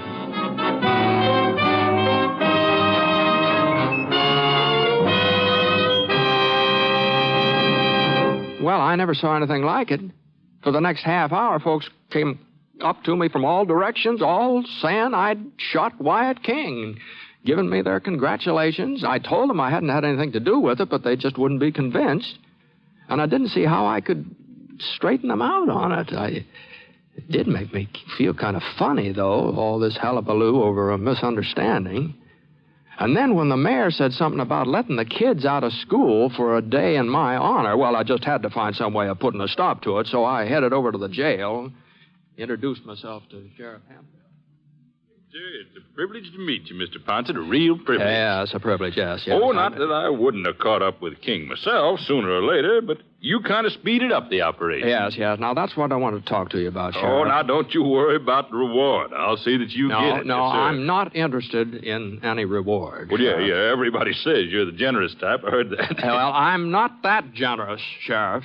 Now, I reckon I'd take the reward if I was entitled to it. Oh, now, Mr. Ponset. Sheriff, you've got to listen to me now. I didn't shoot Wyatt King. Well, I heard you've been trying to ease out of taking the credit. I'm not trying to do anything except tell you the truth. Now, you ask King when he comes to. You'll find out. Oh, he came to a little while ago, Mr. Ponset. Right after Doc McIntyre got through patching him up. He's practically as good as new now. Well, go on. Ask him if I had anything to do with shooting him. Well, why should I ask him again? Again? Why, sure. As soon as he was able to talk, I questioned him. Well? He says you made a lucky draw, Mr. Ponset. Of course, that's just an alibi. Now, wait a minute here. Now, you mean to say that Wyatt King claims I shot him? Huh? Well, you're the six-shooter, ain't you? Well, that's who he says done it. Well, I just couldn't believe my ears. I never laid eyes on this Wyoming kid my whole life. Oh, I'd heard plenty about him, of course. All his escapades. He had quite a reputation. Well, Sheriff Hemphill wasn't even easier to convince than the rest of the folks had been, so finally I asked him if he'd mind letting me talk to King. The fellow who'd shot him must have resembled me in some way. At least that's what I figured. And I was certain that once we met head on, the king would see that he'd been wrong. Well, Wyatt? Huh? This the man who shot you? Why do you have to keep going over that, Sheriff? I told you who done it. Yeah, but Mr. Ponset here kind of disagrees with you. I sure do. Oh? Now, let's just get this thing straightened out once and for all, and then we won't have any... What's the matter with you, Britt? You was ready enough to pull the trigger last night. Why are you trying to lie out of it now? To pull... Why, you know we've never run into each other before, last night or any other time. I got a bandage on my belly that says different. Now, take a good look at me, Wyatt. Now, maybe in the dark you sort of thought that the fellow, well, maybe there was a likeness. You got a twin brother? Of course I've got no twin brother. If you ain't got a twin brother, then it was you that shot me. And it wasn't very dark either. Don't you remember the way we were standing there in the moonlight and the way you went for your gun? The same gun you're wearing right now. I sure ain't likely to forget it. Well, now, look here, Sheriff. Now, you listen to me. Now, I don't know what's the matter with this king. He must have gone loco or something, but I give you my word. Mr. Ponset, we all know how you feel about accepting honors and having folks look up to you. But this is one time you just ain't going to be able to get away with it. As a matter of fact, I believe there's some kind of a doings planned over at the town hall later on this afternoon. After the parade, that is. The parade? Oh, now, you just hold on here. Now, before everybody starts tearing around in circles, I'd like to talk to Wyatt alone, if you don't mind. What for? Well, Just give me a couple of minutes with him, Sheriff. All right, but I sure don't see what you hope to gain by it. I'll have to lock you in with him, though. Can't take no chances with a man like King. Give a holler when you want out. All right, King. I want the truth. Well, I ain't the one who's loco, Ponset. You are. That's a pretty big reward for me. There's a reward for the fellow who captured you. Well, as long as I keep saying you're the fella you can collect, I'm doing you a favor. Well, maybe I don't happen to want any favor from you. Well, don't look like you got much choice in the matter, does it? Of course, just between the two of us. Now, seeing you right close like that, it might have been somebody else that shot me. You know doggone well it was. Well, even if it was, even if I was mistaken about it, I sure wouldn't admit it. I don't see why not. Oh, now, Mr. Ponset, you don't think I want folks to know I was outdrawed by a little fellow with gray hair and a pot belly? Oh, how's that? A man who nobody's heard of, a grocery clerk or a sodbuster. That's what he looked like to me. Why, he even had a ready-made suit on, a coat and pants cut out of the same cloth. Stiff collar. And a necktie. I never supposed a man like him would know how to use a gun. Otherwise, I'd been more careful. Well, at least we finally got down to the truth, huh? Now, all you got to do is tell the sheriff and we'll get... I'm not telling anybody else, Ponset. And I got an idea your telling them won't make much difference. What? Not as long as I keep saying it was you that shot me. And, of course, that's what I'm going to say. I ain't got no choice. Well, you haven't got any reason to lie about it. Well, now, look, it's one thing to be outshot by Brit Ponset. That ain't so hard to swallow. But the idea of being outdrawed by a nobody, well, I wouldn't be able to face my friends again after I break out of jail. They'd all have a laugh on me. Yes, sir. It sure was a lucky break when the sheriff come in and said you was in town. Yeah. Asked if you was the one that shot me. You're not going to get away with this, King. Well, I'm sorry if it upset you, Ponset, but after all, I got my reputation to consider. Your reputation? Why, I never heard of such a thing. Hey, Sheriff, get me out of here.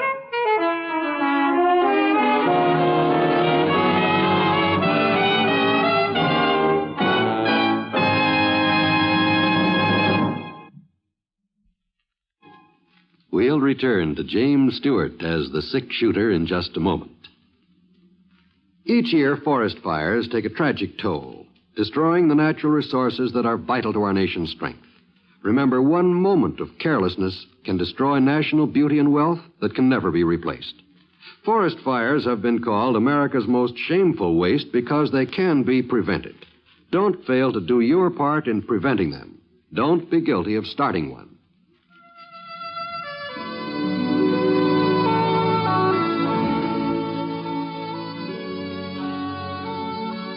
Now, Act Two of The Six Shooter, starring James Stewart as Brit Ponset.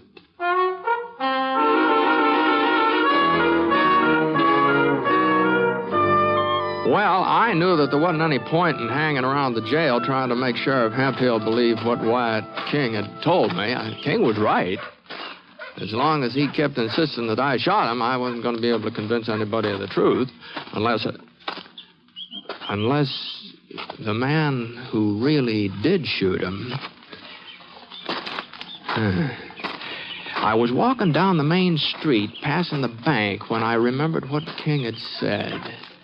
A gray-haired fellow with a pot belly, wearing a ready-made suit and a stiff collar and tie. I'd seen somebody who looked like that. I couldn't think where. Where was it? And then I just happened to glance into the bank.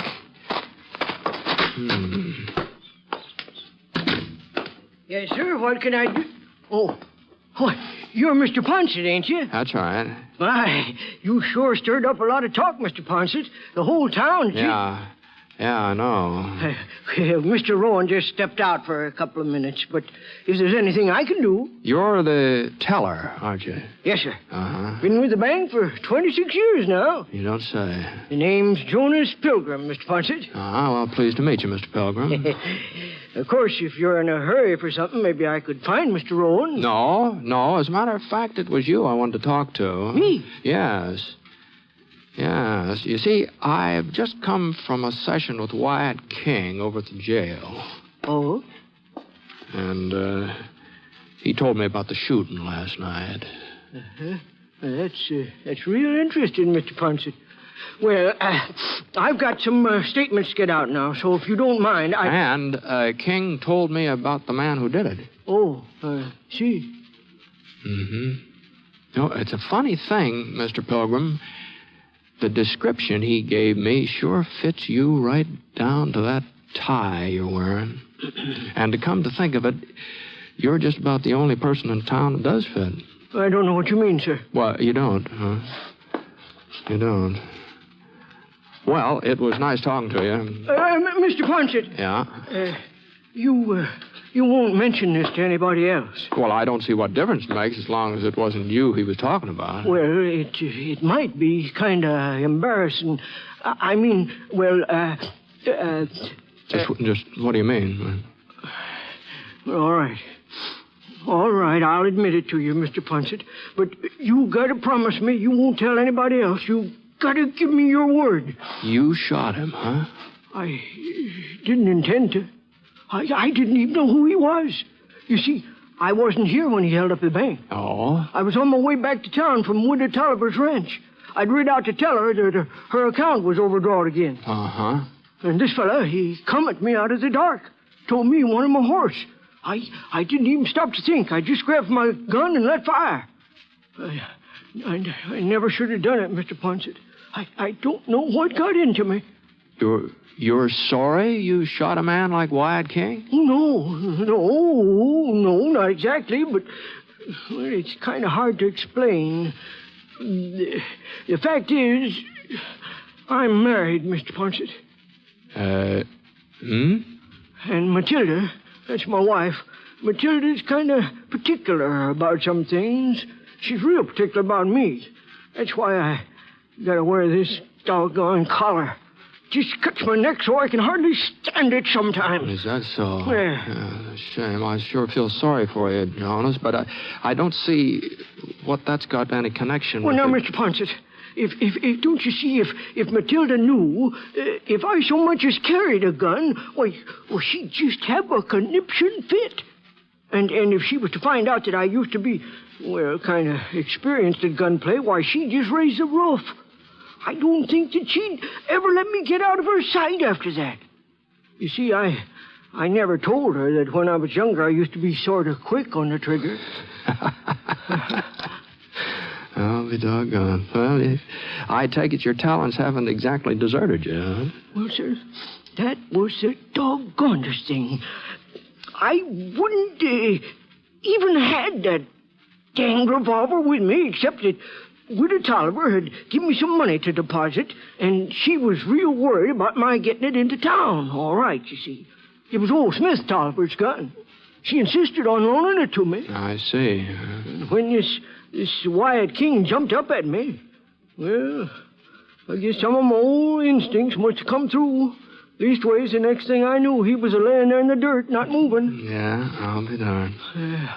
Now, mind you, I wasn't a gunfighter in my younger days. But I did kind of manage to shoot my way out of a few scrapes. I guess I don't look much like it now, do I? Well, a man's liable to do a certain amount of aging, I expect. Sometimes I think I've done more than my share.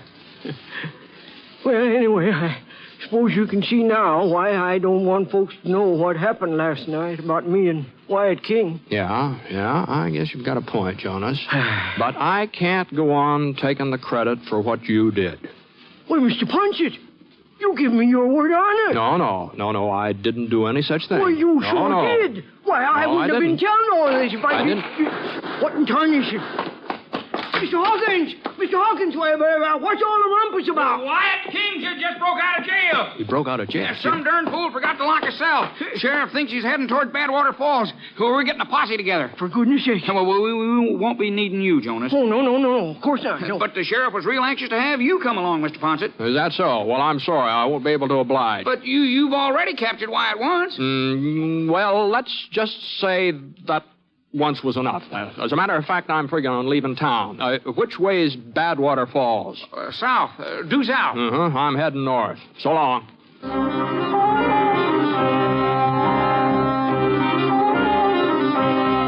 Well, inside of 5 minutes, the whole town of Copper Springs had ridden off in a southerly direction. The male population, that is. I guess Jonas and I were about the only two men that hadn't joined up with the sheriff's posse. In a way, I was kind of relieved that King had broken out of jail. At least I'd be able to leave town without any more of this foolishness about me capturing him. Oh, not that I ever wanted a fellow like King to go free, you understand, but I figured the posse would probably catch up to him pretty soon. He couldn't have had much of a head start. So I headed over to the livery stable to get Scar. I'd already paid for his keep in advance, but the man who ran the stable had gone off with the others, and I didn't feel like sticking around for the refund. Easy, boy. Easy, Scar. I looked around for his saddle. It was lying on the floor over by a pile of hay. And just as I picked it up, I noticed something funny about the hay.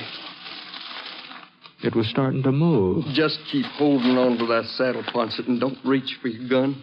Wyatt. If you make a move, I'll ram this pitchfork right through you. No, you're crazy, Wyatt. You'll never get out of town. There ain't nobody left in town to stop me, except you. You got a wound in your belly. That'll stop you. Don't worry about me, Ponset. I'll make out. Now I'm taking your gun and your horse. There are plenty other horses here. I'm taking yours. Wyatt.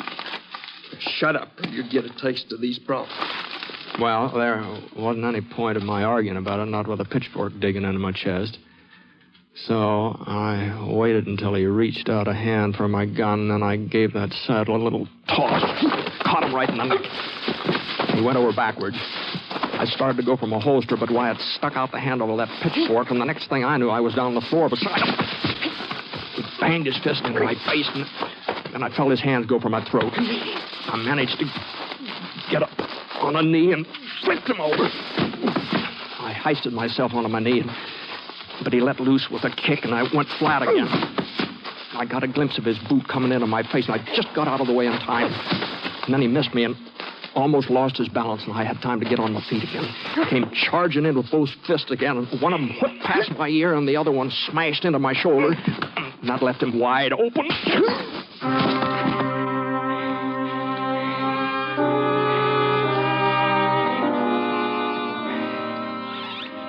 Well,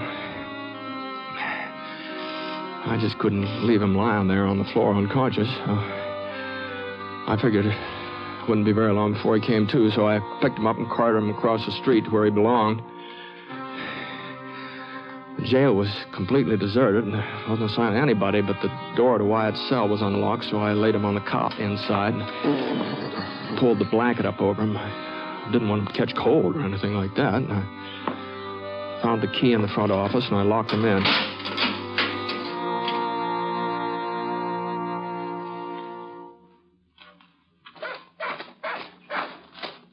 Hey, Jonas. Hold up a minute, Jonas. Mr. Ponset, why, I thought you'd left town. I'm leaving right away, Jonas, right away. That is, if you'll do me a little favor. A favor?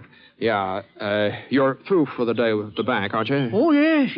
We close at 4 o'clock sharp. I'm on my way home now. Uh-huh. Well, now, I was wondering if you'd mind putting off your supper a little bit. Well, Matilda... Until the posse comes back, that is. What for, Mr. Ponset? Well, you see, I was over at the jail just a minute ago, and there's nobody over there watching things while the sheriff's out of town. Well, I don't see what difference it makes. Wyatt King was the only prisoner, and he's escaped. Yeah. But even so, now suppose somebody were to break in. They could do a lot of damage, The sheriff's probably got some important papers in the file. No, Mr. Ponset. No, but you never know, Jonas. You never know about things like that. Well, I guess the sheriff should have locked up when he left, but I don't see what... Well, then you won't mind holding down the fort while he's gone. Well, Well, as long as there aren't any prisoners to look after. I just wouldn't feel right about running off if there wasn't somebody to mind the jail. Well, Mr. Ponset, it sure seems to me like you're worrying unnecessarily, but... Well, I guess I can do that much for you. Thanks, Jonas. I really appreciate it. All you have to do is sit in the front office until somebody shows up. All right, Mr. Ponset. I'll get right over there. So long, Jonas. Good luck to you. Yeah. Oh, Mr. Ponset. Yeah? I hope you aren't put out about my letting folks think it was you who shot Wyatt King last night. Oh, I guess I'll get over it. After all, sometimes it is best if a man takes a responsibility for something, even if he hasn't done it himself. What? Oh, yeah. Yeah, I guess it is, yeah. Well, I'll be seeing you.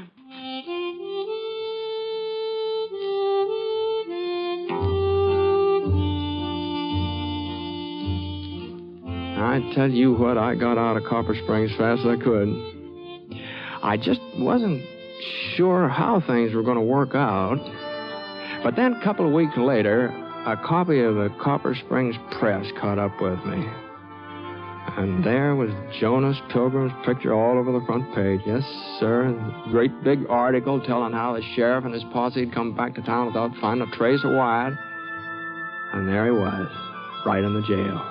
And there was Jonas Pilgrim snoozing in the front office, calm as a cucumber. Modest Pilgrim, that's what the paper called Jonas. He said he'd tried to deny having anything to do with Wyatt's capture, but the folks in Copper Springs, they just hadn't believed him. Well, it was plain as day that he'd taken Wyatt single-handed. Well, like Jonas said, sometimes it's best for a man to take the responsibility of the thing, even if he hasn't done it.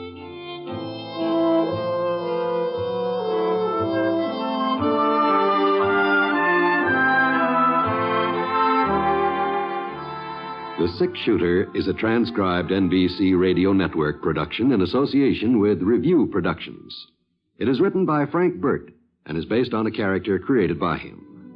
Mr. Stewart may currently be seen in the Universal International picture, The Glenn Miller Story. Others in the cast were Bill Johnstone, Herb Vigran, Junius Matthews, Barney Phillips, and Joel Cranston. Special music for this program was by Basil Adlam, and the entire production is under the direction of Jack Johnstone. All characters and incidents were fictitious, and any resemblance to actual characters or incidents is purely coincidental. Oh, by the way, you'll be interested in knowing that the Six-Shooter has been chosen for broadcast to our men overseas through the facilities of the Armed Forces Radio Services. This is John Wall speaking.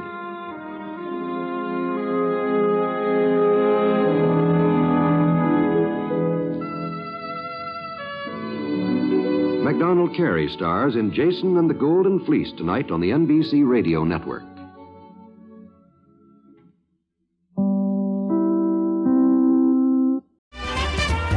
That was The Six Shooter with the shooting of Wyatt King, as originally heard May 20th, 1954.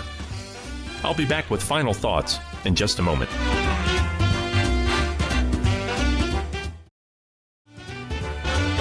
Welcome back to Classic Radio Rewind.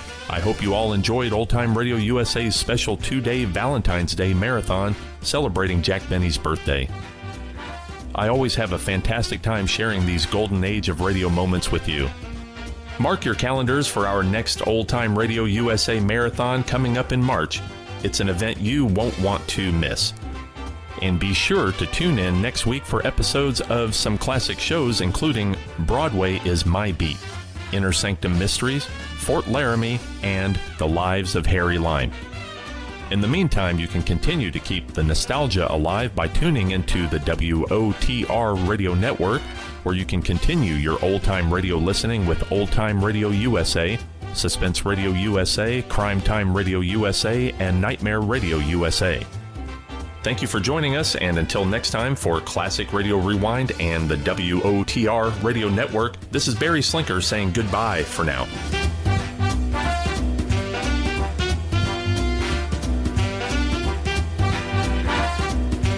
Classic Radio Rewind is a production of the WOTR Radio Network.